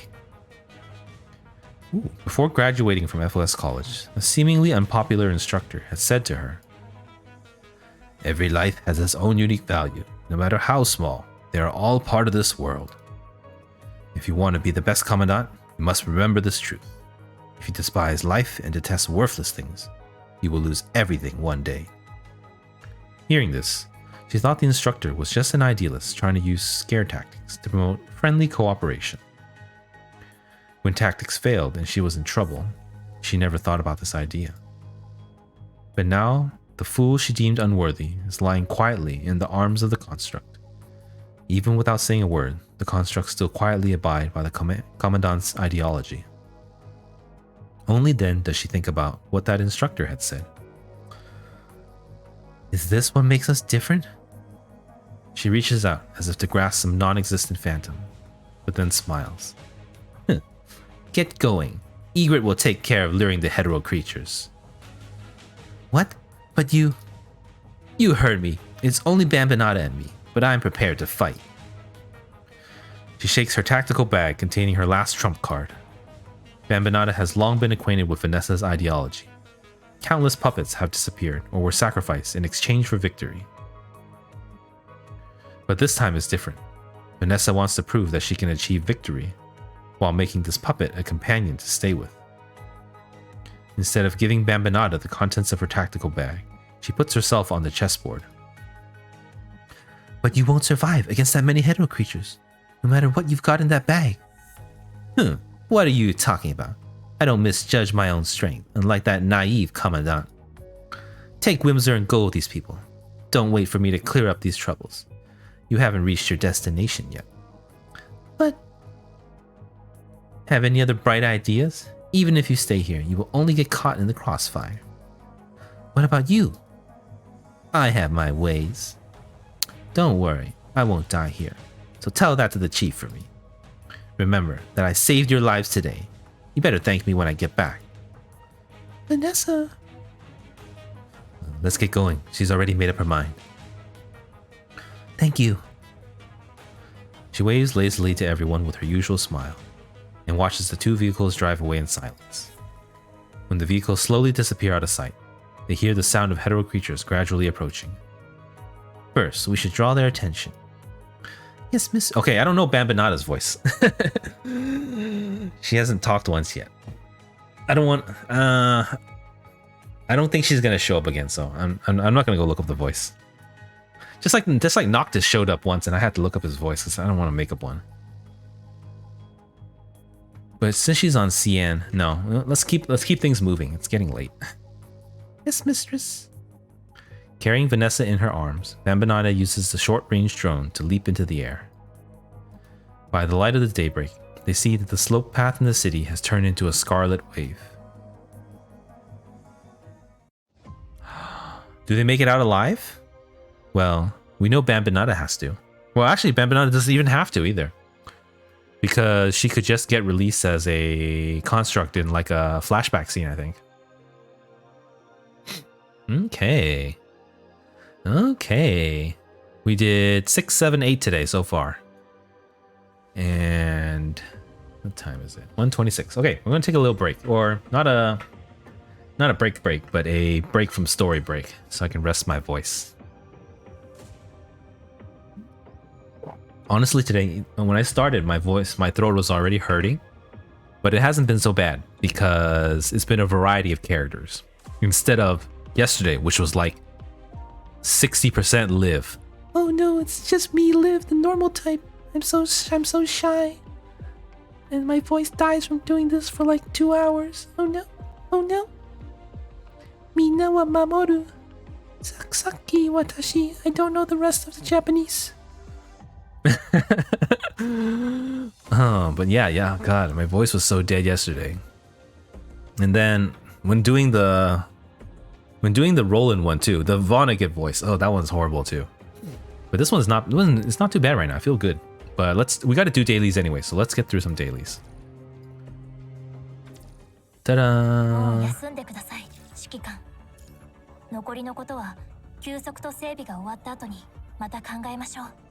Thank you, Lucia. All right. Okay, dailies. Anyone have any head pat requests for the dorm? Or you know it's gonna be the usual. Lucia, and Lucia.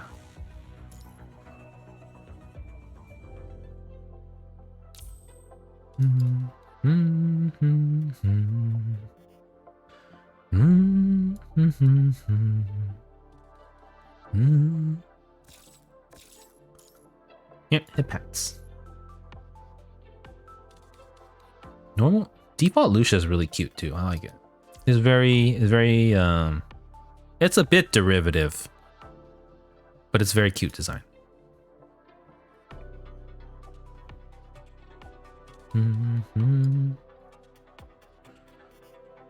Ludisums.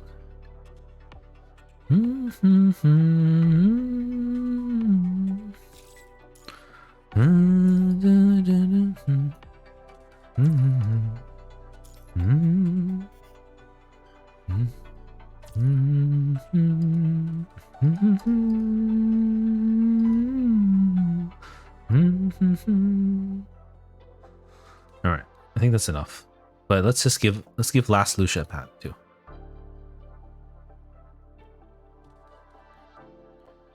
And then I think today is Tuesday? Is today Tuesday or Wednesday? I lost track of the time. Today's Wednesday, so no Warzone, I think. We got PPC. We have Norman 6 that I haven't tried yet. I don't know if I want to do that today. Maybe. My voice is feeling good, so I think we're just going to blaze through dailies and then go straight back into the story. We can definitely fit in at least, probably at least 2 more chapters. Dun, dun, dun, dun. Mm. Dun, dun, mm, mm, mm, mm. Yeah, just do the bare minimum. Because yeah, I just neglect dorms. Oops, I didn't assign chores. Here. I think everyone's back. Come on, Grey Raven, Alpha, Luna. Let's run fire. It's fine. Roland and this one and this one. So we'll have Mechanonemy next patch. Really looking forward to that. Fire team is so weak right now. Or fire, yeah, it's so incomplete. And like for me, I only have SS live, so it's nothing amazing.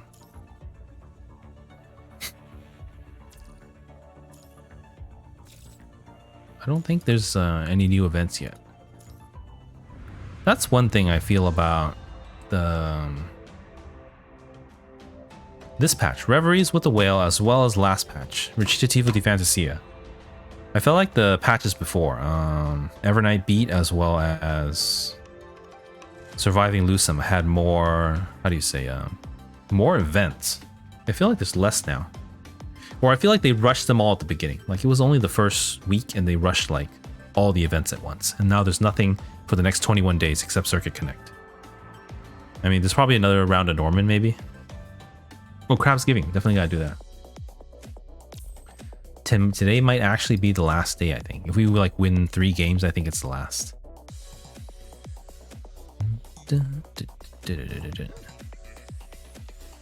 It's I've been talking about this already. It's probably important to do this one because people will stop queuing, I think.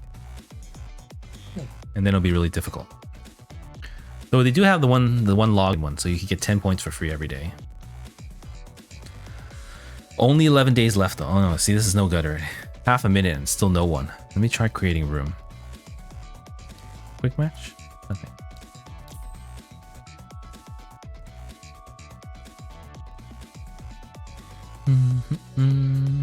Oh, still someone here.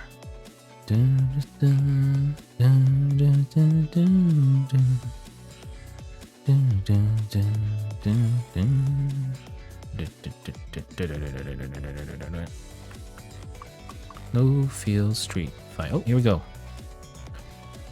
Okay. I think we should try our best because I think we actually need 3 wins.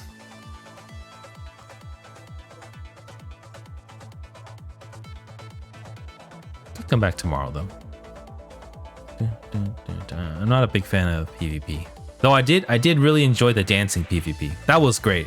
Because it wasn't really PvP. It was like it's more like a competitive content. Oh! I'm dodging down.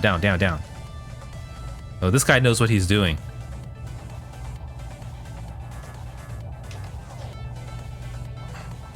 They both know what they're doing. What's going on?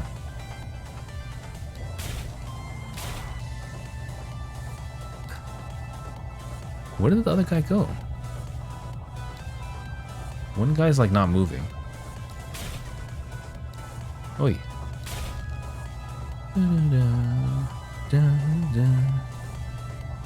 Oh no! Yeah, I totally messed that one up. Oh my god. No, I'm getting my ass kicked. Oh, it was too aggressive. Trying to go for the kill. Okay, we need some snowballs first.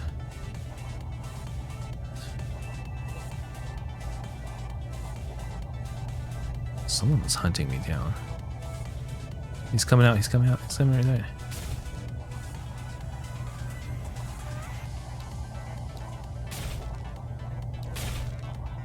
Oh no!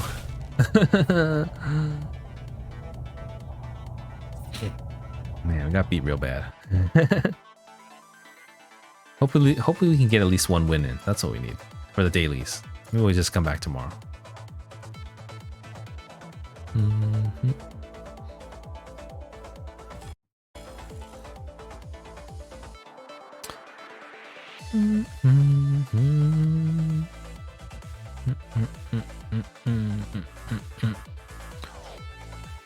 Oh, excuse me. Yeah. Huh? No lives, no extremes today. No live voice and no. So everything's good because of that. Those two are the worst, or at least.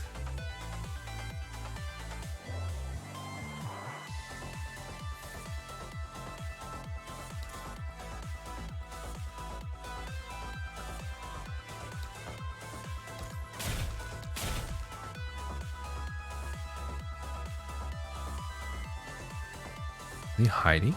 I'm almost full on. Ooh. That Rosetta is like really good. They like shooting off screen, so they know what they're doing.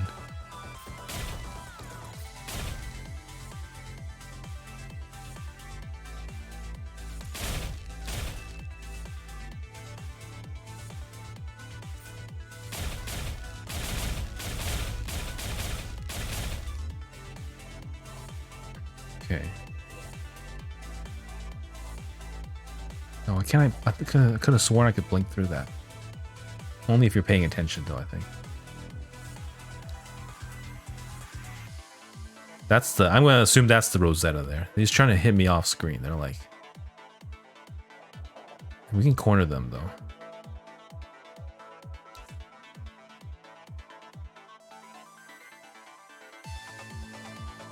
I'm ahead, so I should be... Oh. Oh, no! Oh, man.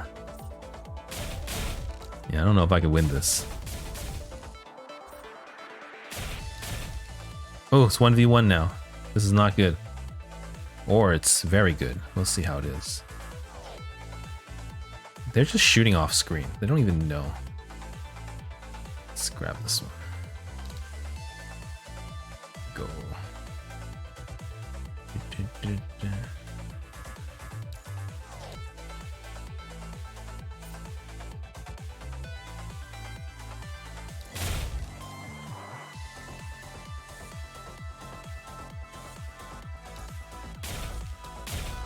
Okay, we are... It's basically 1v1 deathmatch now. That's it. I need to take the offensive. I have to take the offensive. Ah, boom! Boom! Yeah! Oh, is that it? Or is there one more? I think that's it. Okay, at least we got our daily in.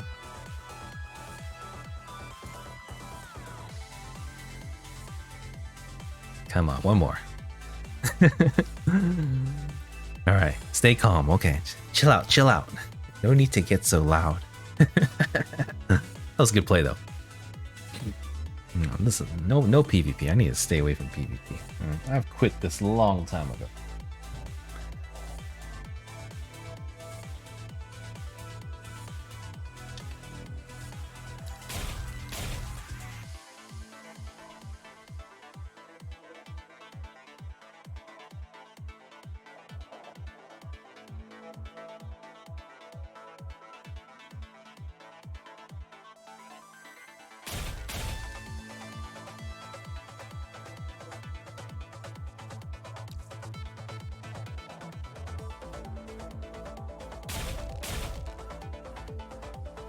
Let's be nice. Everyone can get a win, so that everyone gets their daily then.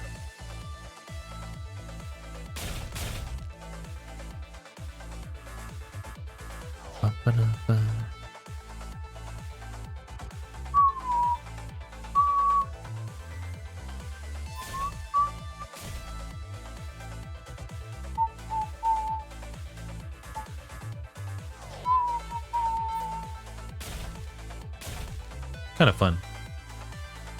I don't like the stress of PvP though.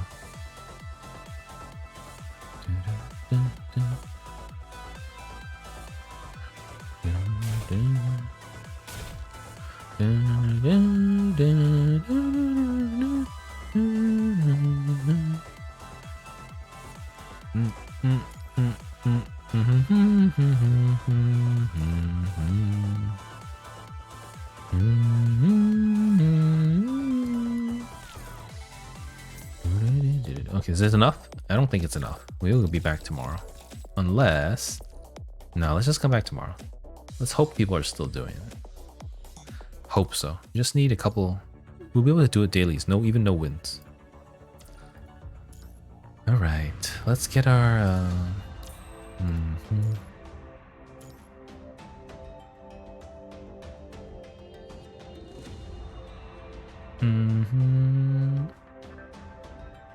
Yeah, let's... Dailies. Let's use our energy first. Let's do the quick skip. I'll get back to story. Dun, dun, dun.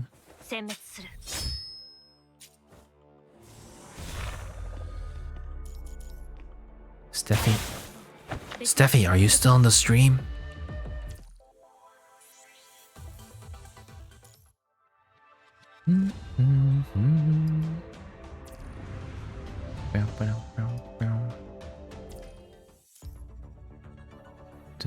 Okay.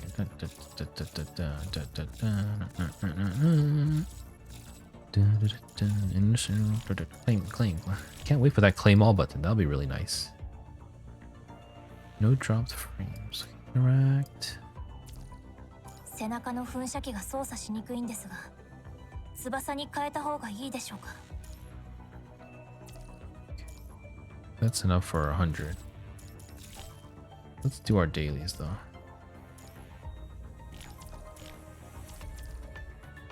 What are we doing? Reveries.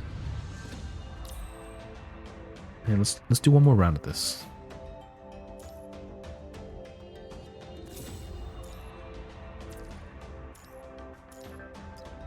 This is what happens every time though. You always spend the serum here on the materials and you just end up not spending the materials. Because pet shards are so expensive. So expensive. I don't know if I should hold out until November.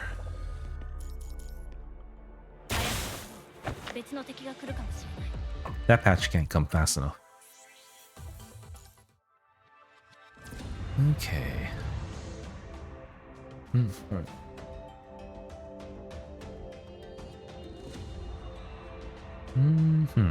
Crab saving's done. Devour wave is done. This one we finished, but we didn't get high enough. And we didn't level our Pulao up yet. We kind of have to. I don't like it. I don't like it at all.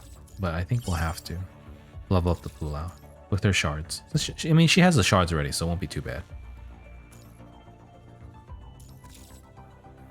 Okay, dailies. What we're here for. I think there's no war zone today, right? Yeah, no war zone. We did amazing actually. Well, we didn't do amazing. We did really well. We played it really well for how well we usually play. For the machine factor. That was like the highest I've ever gotten, I think. And it was really smooth. But you see, you can't even get third place for that. So it is what it is. That's the best I can do now. Alright. Okay, we totally messed up too. I accidentally used Vera for Musashi. But today is Fire Luna, which is also really slow. This week is looking really bad. If I didn't mess up, we'd be okay. But since I did, I feel like there's almost a chance. There might even be a chance that I won't be able to reach 1.5 million. Is that possible? I think it's possible with Luna.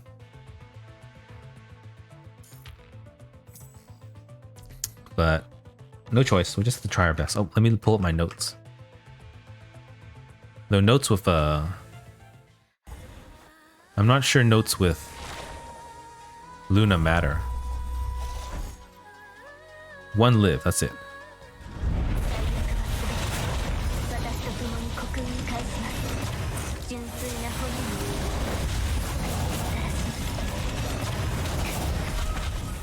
帰られます。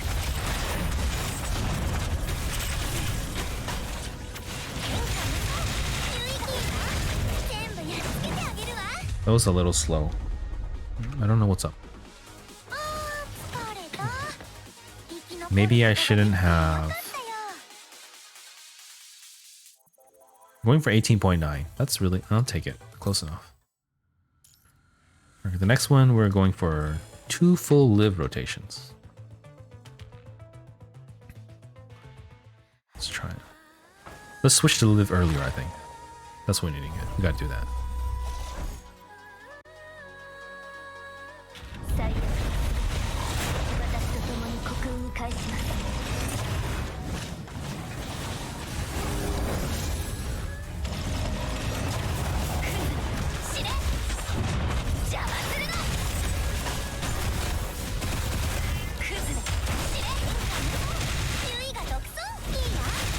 Okay, that was good too.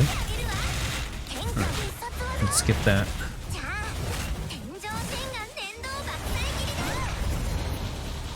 Oh no! Oh my god! I don't know why that happens to me. So sometimes after the matrix dodge for live, so I have SS, I think it puts her immediately into core passive. But when the orbs seem unresponsive for some reason. Like I just spam it and it doesn't go off. I don't know why. I don't know if it's because I'm moving. That's the only thing I can think of. Like I should try to stop moving.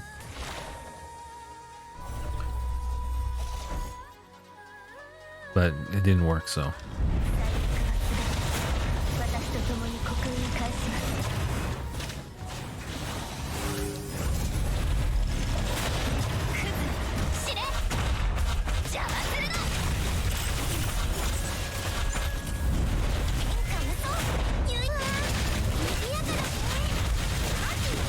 Let's do that.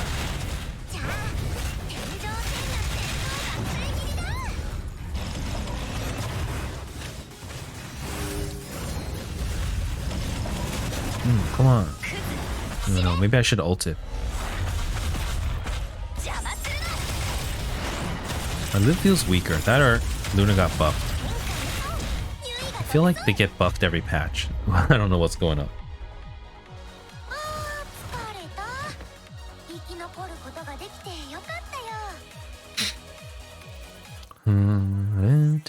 Okay, 30. This is 35.8. It sounds really bad. I feel like something's off. Everything's there.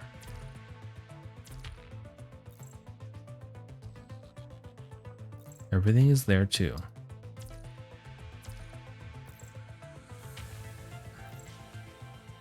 I don't know. Something feels really off. Like all my records say I should be able to do it with 2 lives, but currently like none of them have been able to. This one needs 3 lives. Even worse.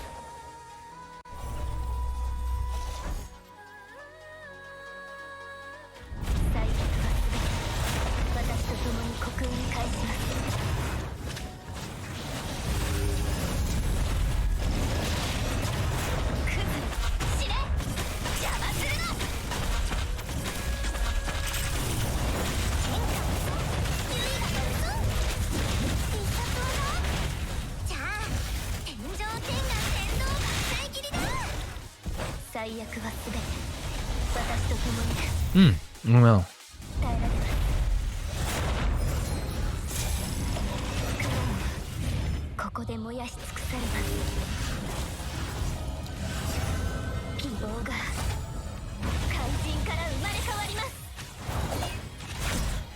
Got hit so many times. God.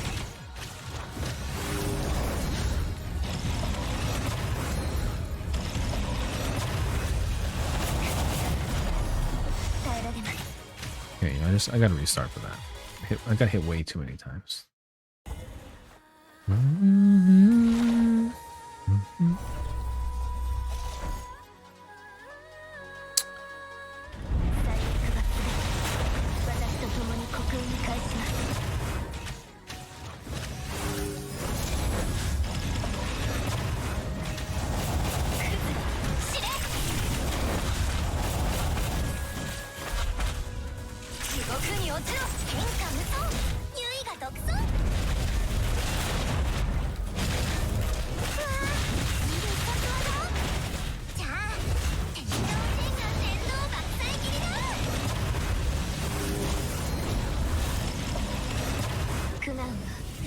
がここで燃やし尽くされます。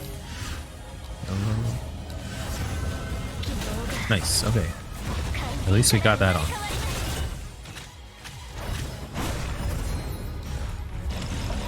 Boom. That was okay. That was pretty good. I feel like my records are off though. Like I don't know what I was writing.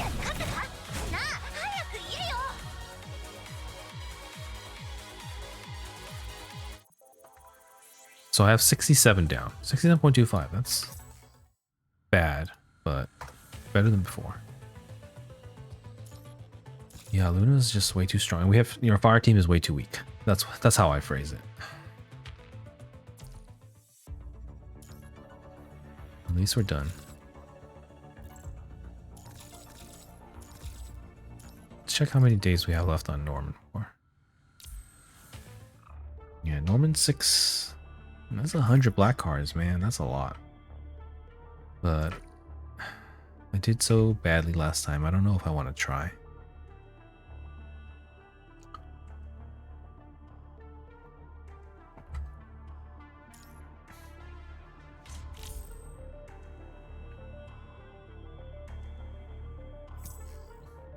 I don't remember what the electricity limit is. It's like 500 or 600.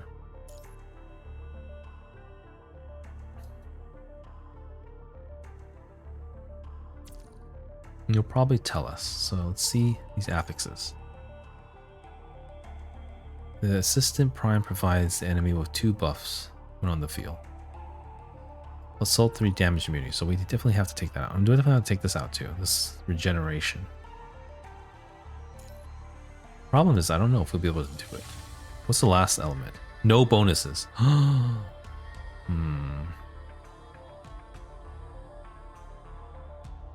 See, and I saw someone do it on Reddit. Or someone with pretty similar teams to me, so it makes me feel like it's... If I had more skills, that'd be doable, but... I'm trying to see where it was.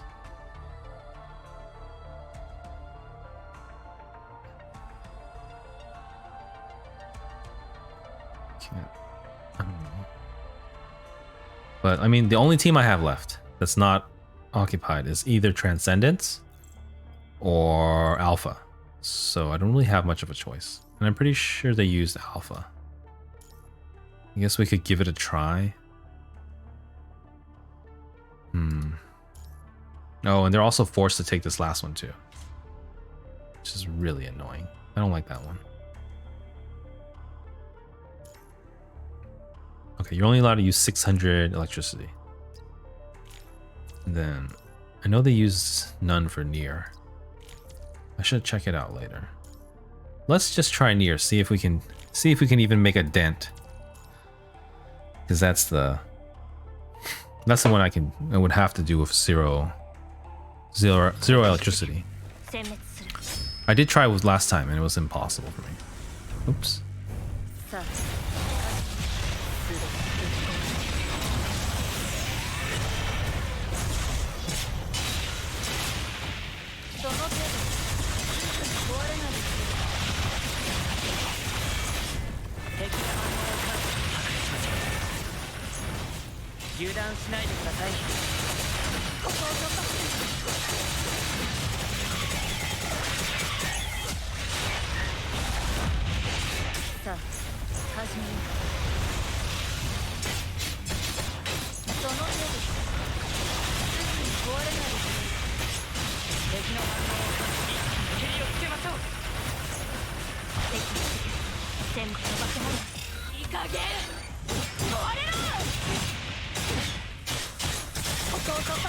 I need to drag everyone together. They're way too spread out. I don't know what the hell is going on.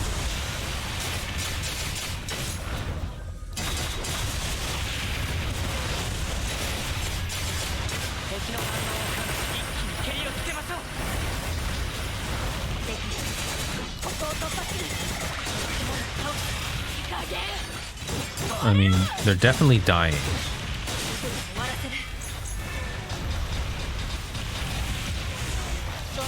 If there's a second wave though, I'm like so dead. If it's just this, then we're almost done.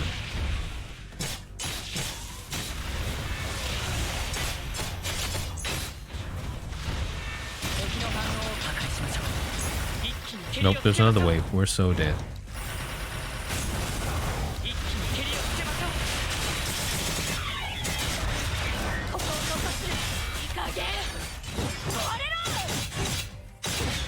Oh, we knew that was coming.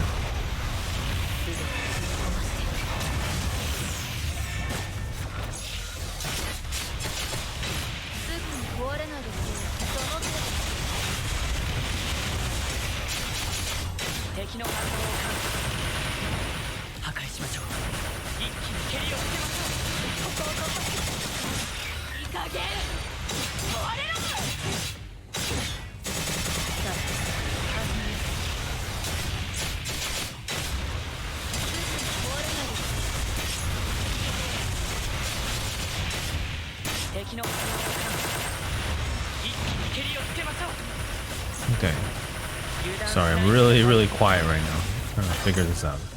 This looks really tight. I only have like...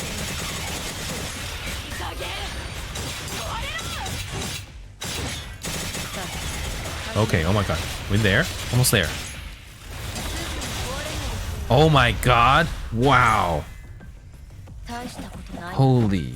Wow, so we barely finished. Like barely. Like so barely. I don't know how much more barely we can get. Okay, that's better than last time. Last time we couldn't even get close. Not tonight though. Story time. That's what I'm here for. Yeah. How many days do we have left? We don't have many days left either. Oh, not here. Here. We have 3 days. We can prolong combat. We can prolong another 3 days. So I think...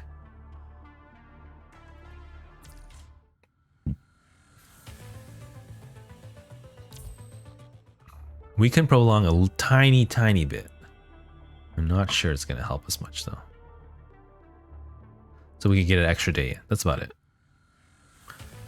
Okay. Oh, let's do... I still don't have Selena Capriccio, and I always forget to do the dailies. So I'm just going to do it now because I don't want to forget. Ice. Yeah, let's take this one. This grind has been real bad. I feel like it's worse than the Deep Blue Warzone people were unhappy about.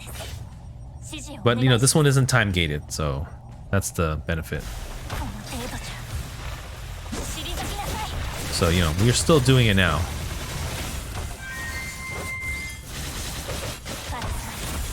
After don't know how long it's been. A really long time.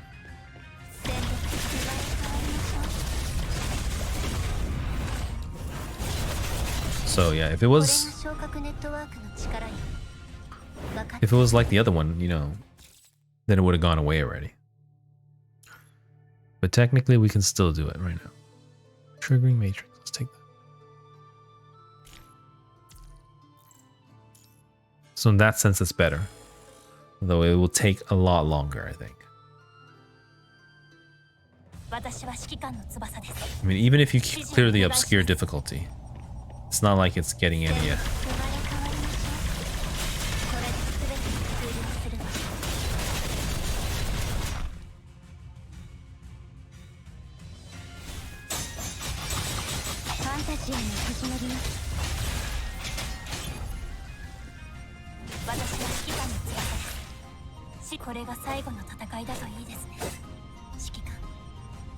I like parts of the story, but I didn't like the story delivery system either.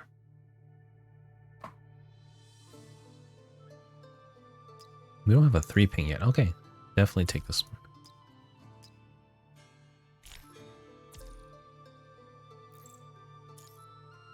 Definitely want a free Capriccio would be really nice. Just to collect. I don't know if I can even get her to S rank.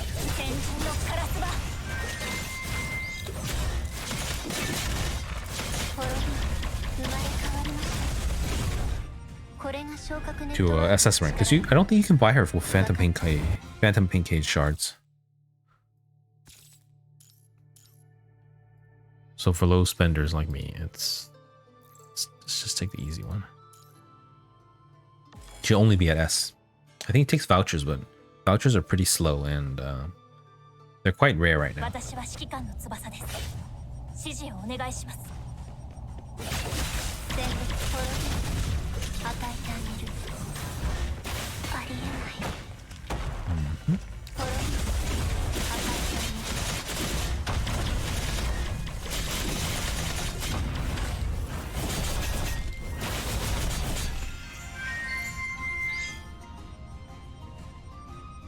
This one's like around the corner. 私は指揮官の翼です。指示をお願いします。先人のカラスバ。これが最後の戦いだといいですね。指揮官。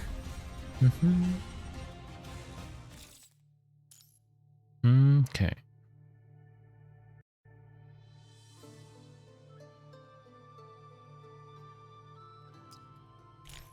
We'll take that just because we don't want to swap any of our skills out. I also kind of like I like that form of roguelike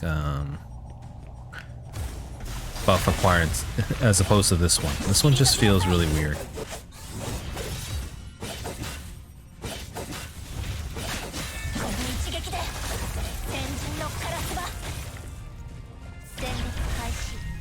Yeah, this one with the buffs and having to level them up, it feels really... I'm not sure it feels great.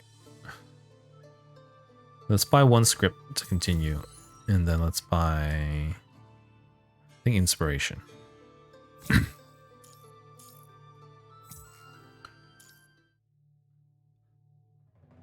know, like, I remember that one, it felt like, you know, you kind of knew what you were getting, and everything was something good. But this one, you kind of have to...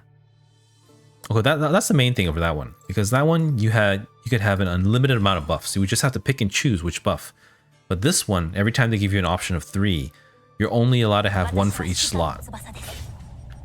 And some of the passives they only apply to they only apply to what do you call that? To that specific tree. So if you don't even have any, then it's basically a completely useless skill. I mean, like if you went all fire, or even if you had if you had like fire, ice, lightning, and physical, then the energy one shows up, and you can't do, and it gives you 3 options of energies. You can't do any. It's completely useless. Not to mention that you also have to grind out and level up each elemental. Now, like right here, so this is fire, so I can swap it out. That's good. Ooh, this one though. Yeah, swap it out.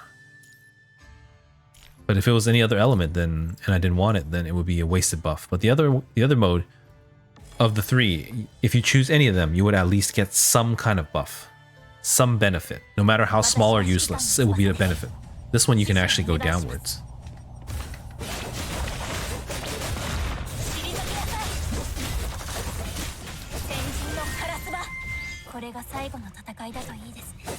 At least I think, yeah. I know a lot of people didn't like that one, but I didn't think it was that bad. It was definitely grindy. And it was time gated, so that was the main issue, I think.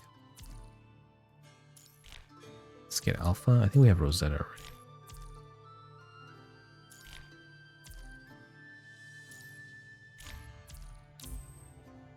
Let me double check our dailies. We only need 10. 2 more. Here we go.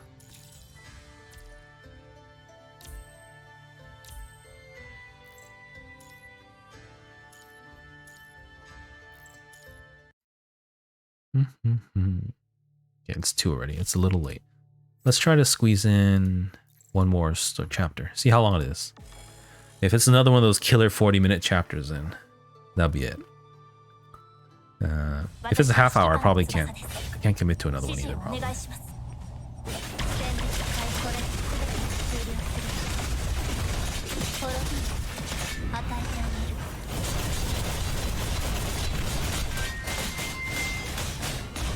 This is also annoying too because I'm playing on a emulator with a controller, so I actually can't reach those things. I have to drop my right hand off my controller, reach for my mouse, find out where my pointer is, and then click it. This is nice. No, we want this fire damage dealt though.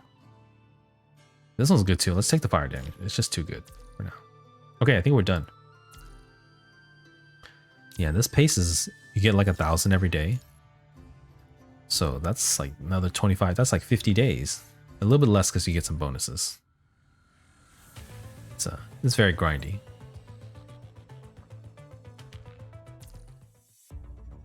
It would really suck if I was a really big Selena fan and I'd have to wait that long.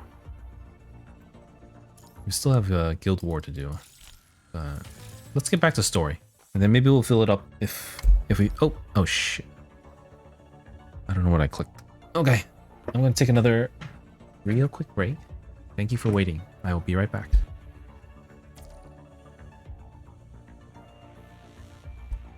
And if anyone's here, please remind me to take down the BRB sign in case I forget to when I get back. That was really embarrassing earlier. Thank you.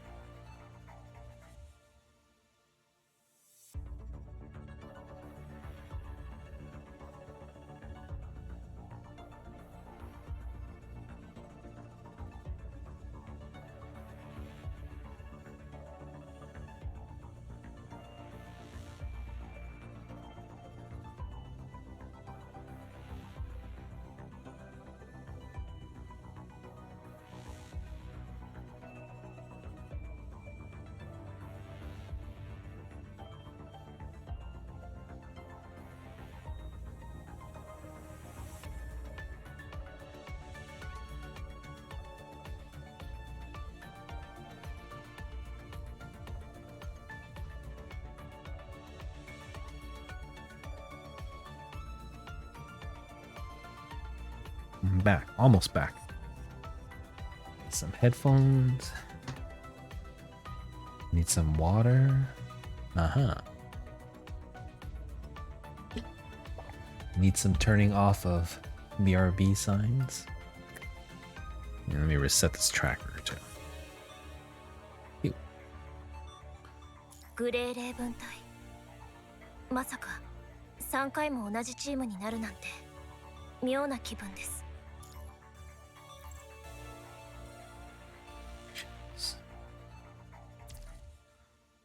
Okay. A little tired. A little tired, but my throat's okay for now. So, back to story. Yes. Yeah, I don't know. Right now I'm thinking it's, I'm pretty new at streaming. I rushed into it too early, too fast. But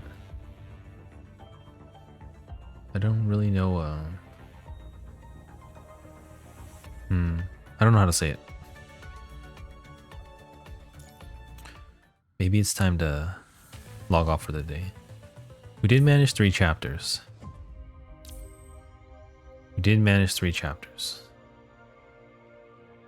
6, 7, and 8.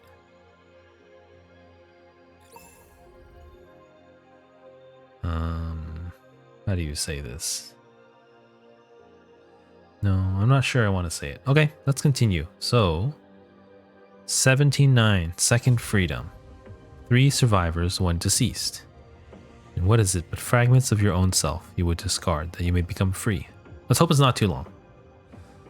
I have enough energy for 1, I think. Let's hope it's not another 40-minute one. Otherwise, I'm just gonna die. It'll just keel over right in front of you. 6:13. Okay, the wave's here. Shortly after the main troop has evacuated, the ground quakes and reverberates due to some sort of explosion. After the deafening noises fade away, some sort of explosion. So that's probably Vanessa's secret weapon, whatever it was. After the deafening noises fade away, the world goes quiet for another half a minute before the footsteps of a horde of hetero creatures come from somewhere nearby. They do not seem to notice the people hiding in the basement. Instead, they go straight across the conservation area and head for where the explosion took place. The footsteps continue for more than half an hour. Then a few more loud bangs come from the distance.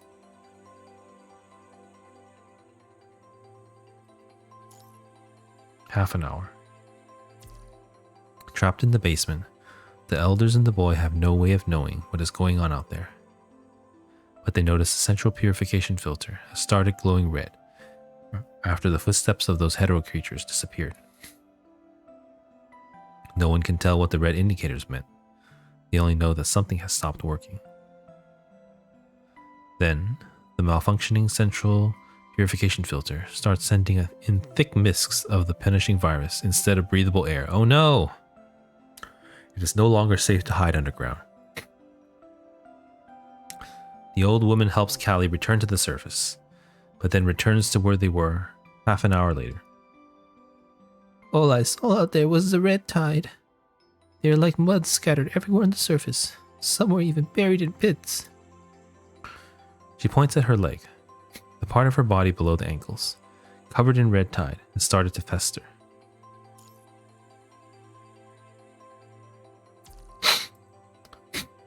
The pits are even deeper further out. We're trapped here. Stressed, she sighs and sits on a stretcher. She cannot move her attention away from Callie. Old man, try to rest. Ouch. I know I'm hurting too. I stepped into red tide just to find you a path forward. My legs are festering now. I'm afraid my time is coming soon. Rest now. When you wake up, the pain will have gone away. Trembling, Callie nods and lies on the empty stretcher. 11 a.m. It's been 5 hours since the attack. Oh, it's been 5 hours since the main troop evacuated. Judging by how fast they traveled last time, they have to be well on their way back. At the thought of this, Stanley smiled. He raises his hand to rub Match's head in an attempt to keep hunger at bay by feeling its soft touch. The old woman sitting not very far away lifts up her pants and reveals a pair of legs that have been completely corroded by the punishing virus. Ugh. Before Liv leaves, she leaves behind 2 serums and a can from their scarce resources. The 3 struggle to decide how to distribute these supplies and eventually give the can to Stanley and let the old couple have the serums.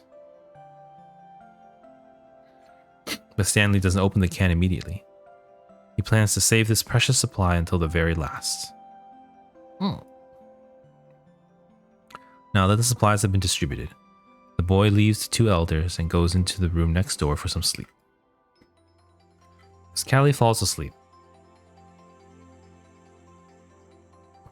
the old woman still has her eyes wide open, seeming to be reminiscing something. 4 p.m. This is the next day or same day, but like almost 10 hours later, I think. Even dressed in the protective suit, Stanley can still feel the open wounds on her legs festering very quickly. He doesn't know where to find a device to assess the concentration of the punishing virus. But judging by the purulence, I don't know what that is, coming out of his wounds, he can roughly come up with an estimate. How much longer will they take? Excuse me.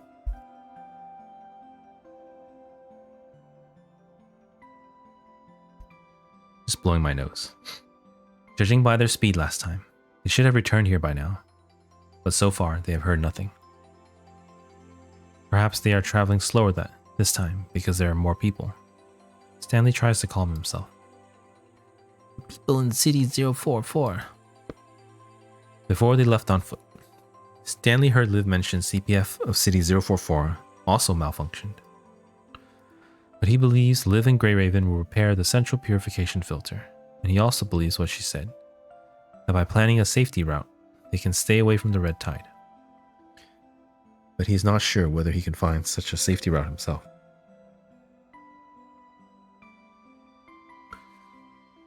Is the punishing virus in City 044 as dense as it is here?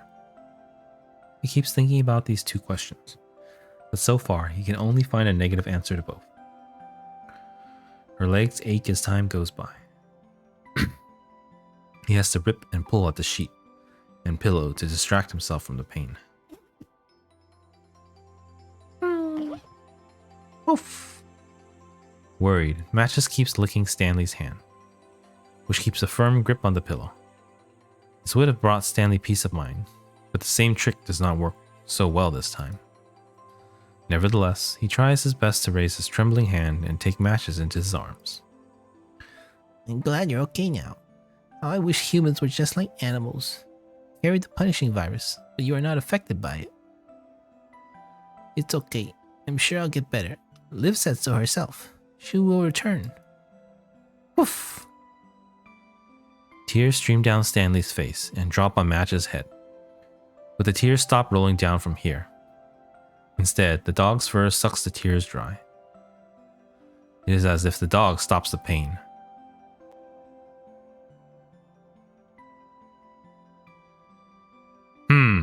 You know,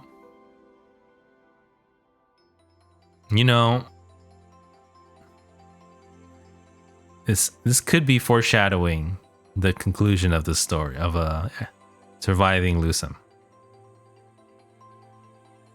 If you kind of put the pieces together. Because we just found out that animals can't get punishing virus. And then you see here, he sucks the tears dry as if the dog stops the pain. And we know that the Omega prototype, the Omega weapon, absorbs the punishing virus and stops the corruption as well as the pain. So, could be a little foreshadowing here. I will get better. He struggles to put a smile on his face and takes out the pen and paper the other boy gave him. If I could realize my wishes. I want to leave this place and find freedom. Knowing it will end up in vain, he dares to dream all the same. In the corner of this paper that makes wishes come true, he draws a pair of simple wings. Take me to the sky, across and beyond the red tide. Liv's new frame has wings too. Just saying. Like a drowning person holding on to his life, saving straw. Oh, like a drowning person holding on to his life-saving straw, he thickens the lines of that pair of wings. Together with my matches, away from this place, to somewhere we belong. However, tormented by hunger, agony, and the punching virus, he struggles to see the wings clearly, no matter how hard he thickens those lines. In a trance, Stanley notices a series of crimson pearls drop on the pair of wings and blossom like a flower of despair. It's blood. 9 p.m. After nightfall, the surface, now painted in red, is as dark and silent as the basement. After 15 hours of waiting, there is still no news bringing hope from outside the gate of this conservation area. Callie awakens several hours later in a daze. He approaches his partner and taps on her shoulder, but realizes she is as cold as ice. Lena! He struggles to pronounce her name, but his ice-cold body will no longer respond to his call. We didn't even know her name the entire time. Oh no. Time is always one step ahead. He couldn't even say goodbye before she went gently into that good night. In the dim light, the old man caresses her wrinkled skin and the festering wounds as if he is combing back through his memories and trying to recall the Lena he remembers. They spent a long time together. Illness and aging took away many of his memories, but the remaining ones are all whispering the same name. Lena. Lena. With tears in his eyes, he looks at the woman named Lena and holds her cold hand with his rough ones, before leaning against her. Wait for me. We'll go back home together. Hunger, cancer, infection, aging. With these as his tickets to heaven, he will surely follow in his wife's footsteps very soon. 6 a.m. 24 hours now. The cozy breeze travels across this land ravaged by disasters as the light of dawn shines. But this beautiful view does not bode well for the boy who suffers from his festering wounds. The only thing keeping the pain at bay for him is the night when he is asleep. It's been 24 hours since the main troop evacuated. The hopeless people waiting in this basement still receive no news from the outside world.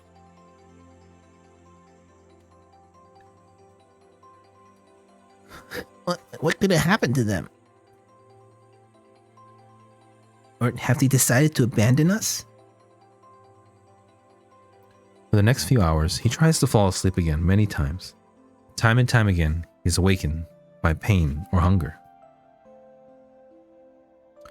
He struggles to get out of bed, but realizes he is too weak to do so. Many people left with them. It would be bad if anything happened to them. But I think I'm okay with that. After all, I never enjoyed living. Do you even realize what you just said? In a trance, he recalls what Liv once asked him, but the memory is soaked in a sea of nothingness and hard to recollect. He only remembers that, before this everlasting desperate night arrived, he thought he was not afraid of illness or death because of the pain he had suffered. What did I say? Struggling to recollect the fragmented pieces of his memories, the boy curbs his body, fighting hard to resist the insurmountable pain. The festering wounds torment both his body and his soul. If life is so painful, he might as well embrace death. But what if he could break free from the suffering and live somewhere peacefully without pain? No, that's impossible. He tries to convince himself, but deep down, he still wants to give it a try. Woof! When all hope is lost, Stanley hears a sound coming from the gate of the basement. It seems someone is approaching. They're back! After hours of waiting, this glimpse of hope is like the injection of adrenaline, giving him enough power to fight off the physical pain and fatigue and struggle to stand up. Excited and happy, he staggers to find the old couple sleeping next door. Callie, they're back. Callie? Oh. Stanley notices the old couple not moving. Confused, he takes 2 steps forward and tries to tap on his shoulder, but realizes his face is pale white. He tries to resuscitate them, just like how an adult would do, but realizes their bodies have long grown cold and stiff. He slightly lifts up their clothes and sees their skins have turned into the festered red tide, just like the wounds on his body. Matches. Even they are. It's okay. Even if we're the only ones left, we will make it out of this place.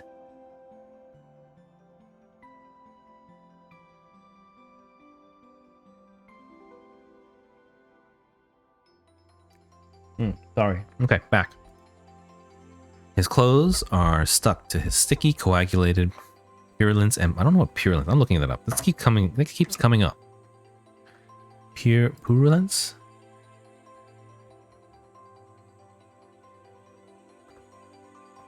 Okay, dictionary.com.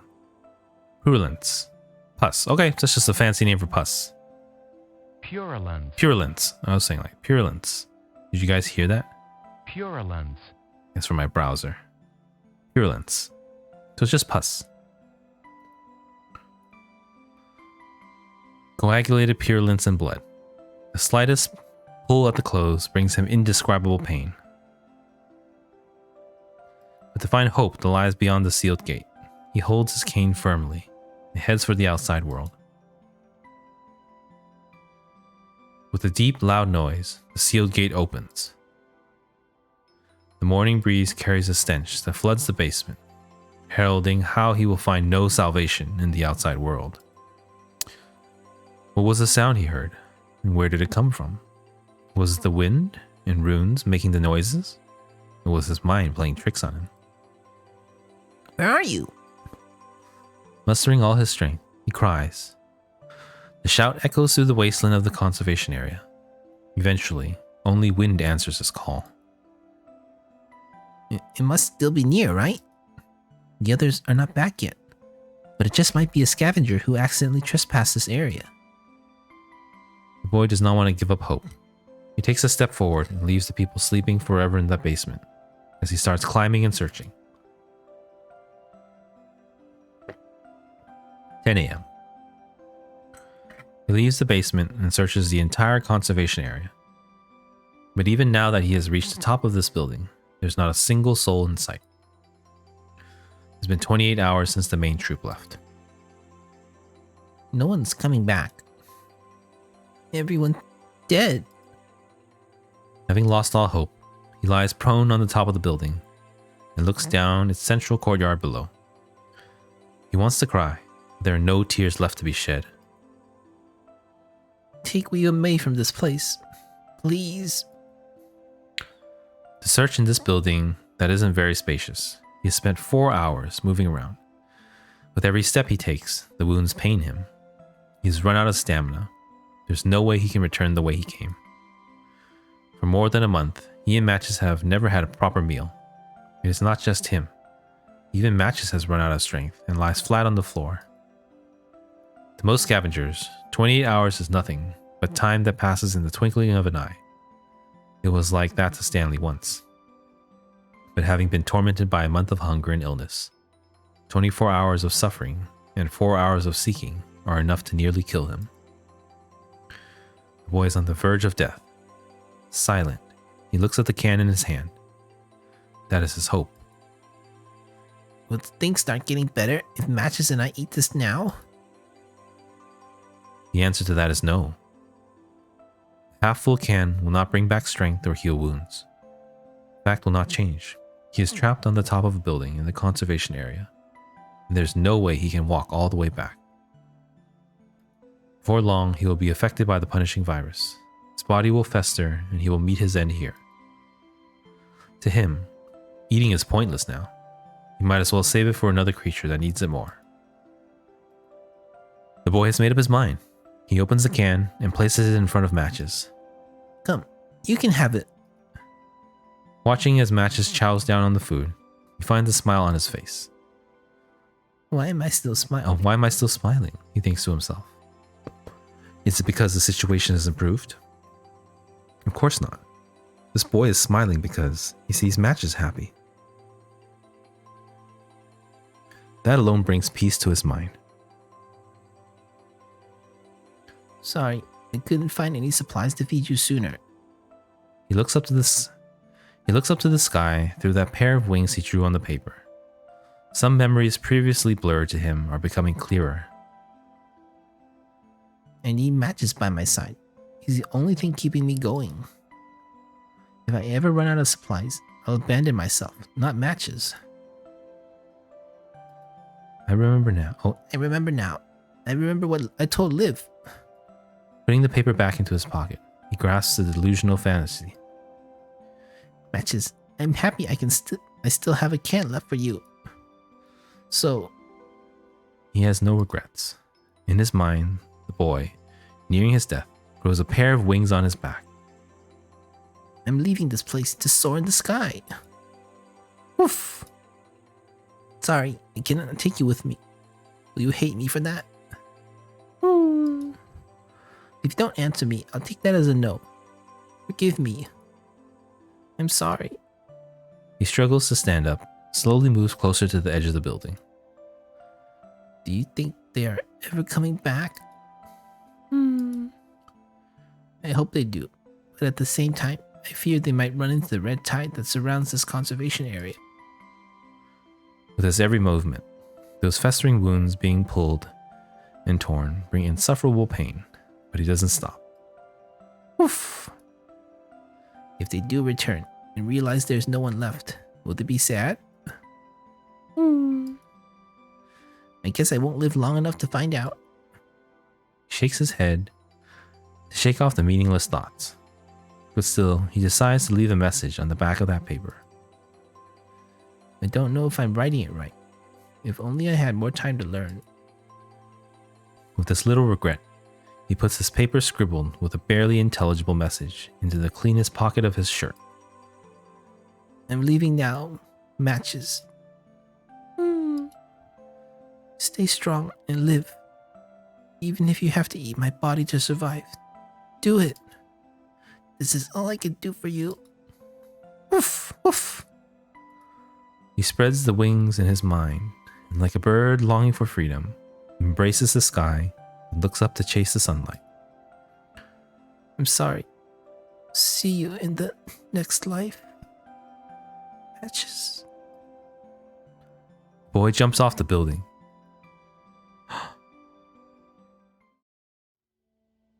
But as expected, a pair of spiritual wings cannot take flight. The boy quickly falls to the ground and hits a pile of empty boxes. If it was in a scripted story, his pain would have stopped right then and there. The reality doesn't have such mercy on him. Pieces of scraps in those boxes have delayed his death. The Grim Reaper didn't come to collect his soul and take away his pain as quickly as he thought. He tries to move his body, but he's no longer in control. Now all he can do is wait and see how things unfold. The first thing he notices is the sound of flowing liquid. Unlike the sound of raindrops falling on the ground or water streaming out of a tube, this is more like when you break a bottle and the milk inside starts leaking out. Though there isn't much difference, he can still tell the liquid is thicker than water.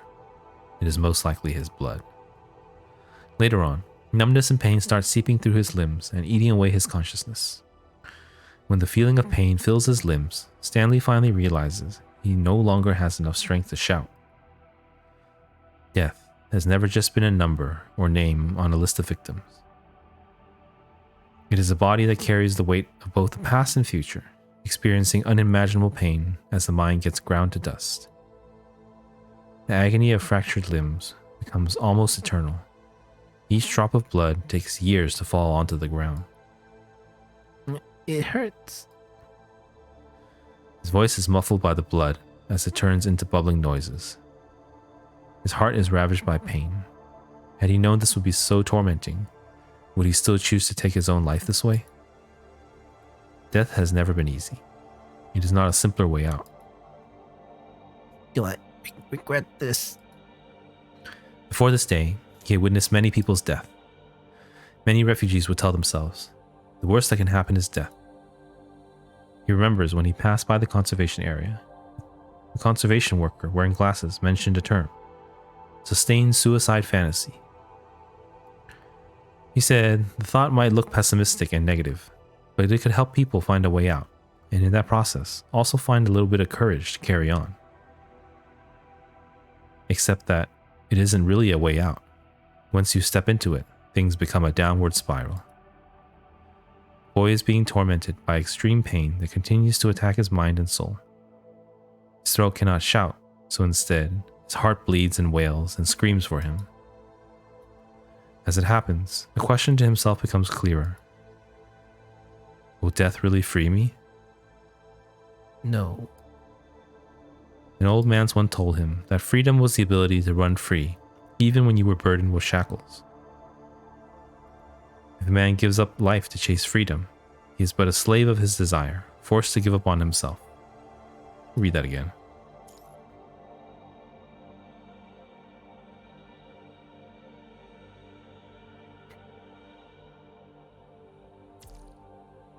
Every inch of his body is in pain, and protesting his foolish decision, the agony is pulling at his mind, begging him to stand up and save himself. So, did all this happen because he made a wrong choice? No. He struggles and utters the same answer he had given to so many questions. From the very beginning, he thought about the possibility the main troop might not return. But even so, Stanley doesn't regret giving another person a chance to evacuate. My regret is that. Since he was born, he suffered much pain and failed many people. All of it makes an idea very clear. If he had a choice, he didn't wish to be born into this world. This regret planted a seed in his mind that has been growing ever since, which is why he has always put others before himself. But no matter how much he regrets his life, he cannot deny his existence. So this child who resents and despises life so much, knowing death isn't a way out, and that there is a heavy price to pay, has no choice but to face his tragic ending all the same. This is so dark.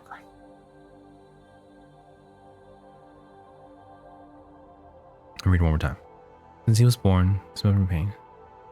If he had a choice, he didn't wish to be born in this world. The regret planted a seed in his mind that has been growing ever since. But no matter how much he regrets his life, he cannot deny his existence. So this child who resents and despises life so much, knowing death isn't a way out, and that there is a heavy price to pay. People who have not experienced love will spend their lives looking for substitutes. This child, abandoned time and time again, has always wanted to prove somehow that he doesn't always have to be left behind.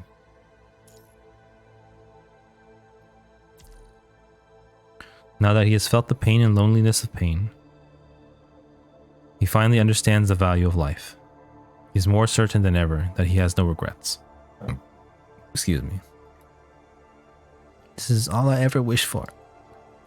Suffering the pain that is tearing him apart, the boy finds his answers and starts praying. And when all the blood has escaped, the body becomes frozen in time. Though it was only a brief moment, Stanley felt it strongly. His soul went through the ground and learned how to fly.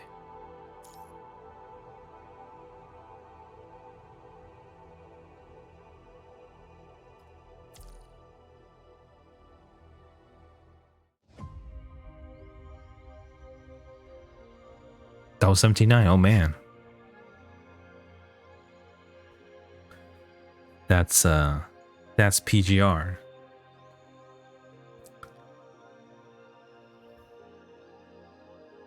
I'm at a loss for words. Yeah, very tragic. That's PGR. And I feel like Survival Lucem has been all of that so far. It's a long story. We are not even a third through yet, I think. Or we are very close to a third. We're a little bit over, 35.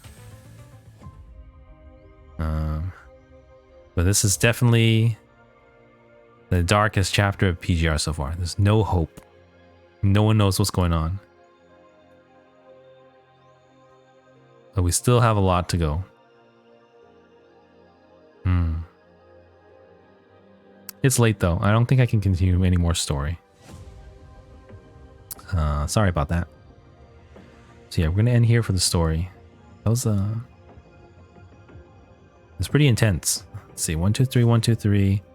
6 was logistical, kind of boring, and it took a really long time. This one, 17-7, with the Vanessa and the talking, that was good too. Life and death, transfer. That one had a little more exploration of them. And this one, second, freedom. 3 survivors, 1 deceased. Now it's 4 deceased. It's it's technically a side story since it doesn't concern the main characters. But it's really dark. Very tragic. We still have Hope of the Omega Weapon coming up soon. Hope that's it. That's our only hope. Help us live. You're our only hope. But it'll be too late for Stanley and Lena and Callie. Too late for Lindsay and Jin. Was it Jin? Yeah. Everyone named is gone. Only refugees number 1 through 35 are alive. Yeah. Okay. Man, that's intense. Okay, but I think we're done. We're about done for today. Let me. Yeah, I'm a little tired. I don't think I can. No more story. We did our dailies. Events we have Norman 6. We could try to attempt some. This one which needs Pulau and lasts until the 10th, so we're kind of good on that. So the most time sensitive is actually Norman. So we should try to get in some tomorrow. That's the priority event now. Norman. I don't know. I heard this really hard last patch. This patch is people say it's severely nerfed, so I think maybe we can do it. We actually managed to.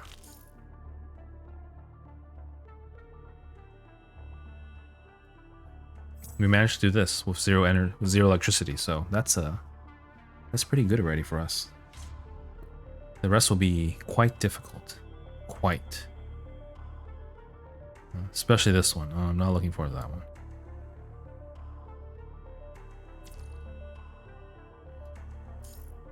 But that frame though, you get a frame and you get this.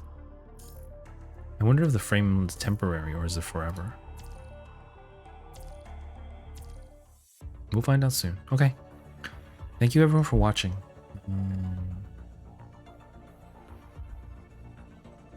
Yeah, I think we'll be back tomorrow. I probably won't. Today was I actually streamed once in the afternoon. It was very rare for me to have free time in the afternoon like that. I wasn't cooking and I did my chores and grocery shopping early, so. But I'll be streaming again the usual time again tomorrow, I think. Around midnight, maybe a little bit earlier, maybe 11 if we can push it. But we'll definitely be playing more PGR, and I think we're going to continue with the story too. I almost actually feel like my voice is recovered while doing the story. Because we didn't no lives or Vonnegut's today. Or not a lot, so we're good. Yeah, the story is very PGR. It's very, people can describe it as depressing. It's very tragic how I describe it. You know, things aren't looking good, but we still got another, how many percent? 65% of the story to go. You know, another 20 18 to 20 scenes about. So things can change. All right, thank you everyone for tuning in. If you're new and you enjoyed the stream, consider hitting me with a follow. Still working towards Twitch affiliate. Yeah, getting close, but growth has been real slow. But if you enjoyed, please hit me with a follow. I really appreciate it. Okay, thank you VOD viewers for watching too. Also, I should mention this at the beginning of my video, but I'm going to mention it here again. So I've done Evernight Beat, Normal, Hidden, and Roll-In Interlude. And I saved all the streams on my highlights. And it's on my channel if you guys want to rewatch it, or you're just tuning in and you want to check it out. So those they're up forever. My, the normal Twitch streams, they expire after a duration, and as a non-affiliate, it expires in 7 days. So the story would be gone, but I'm also going to save them all the story that I've done. Yeah, and they're all done with voices. So if you enjoy that, please check it out if you like. And okay, I will see you guys tomorrow then. Good night. Bye bye. Thank you for watching. Bye bye.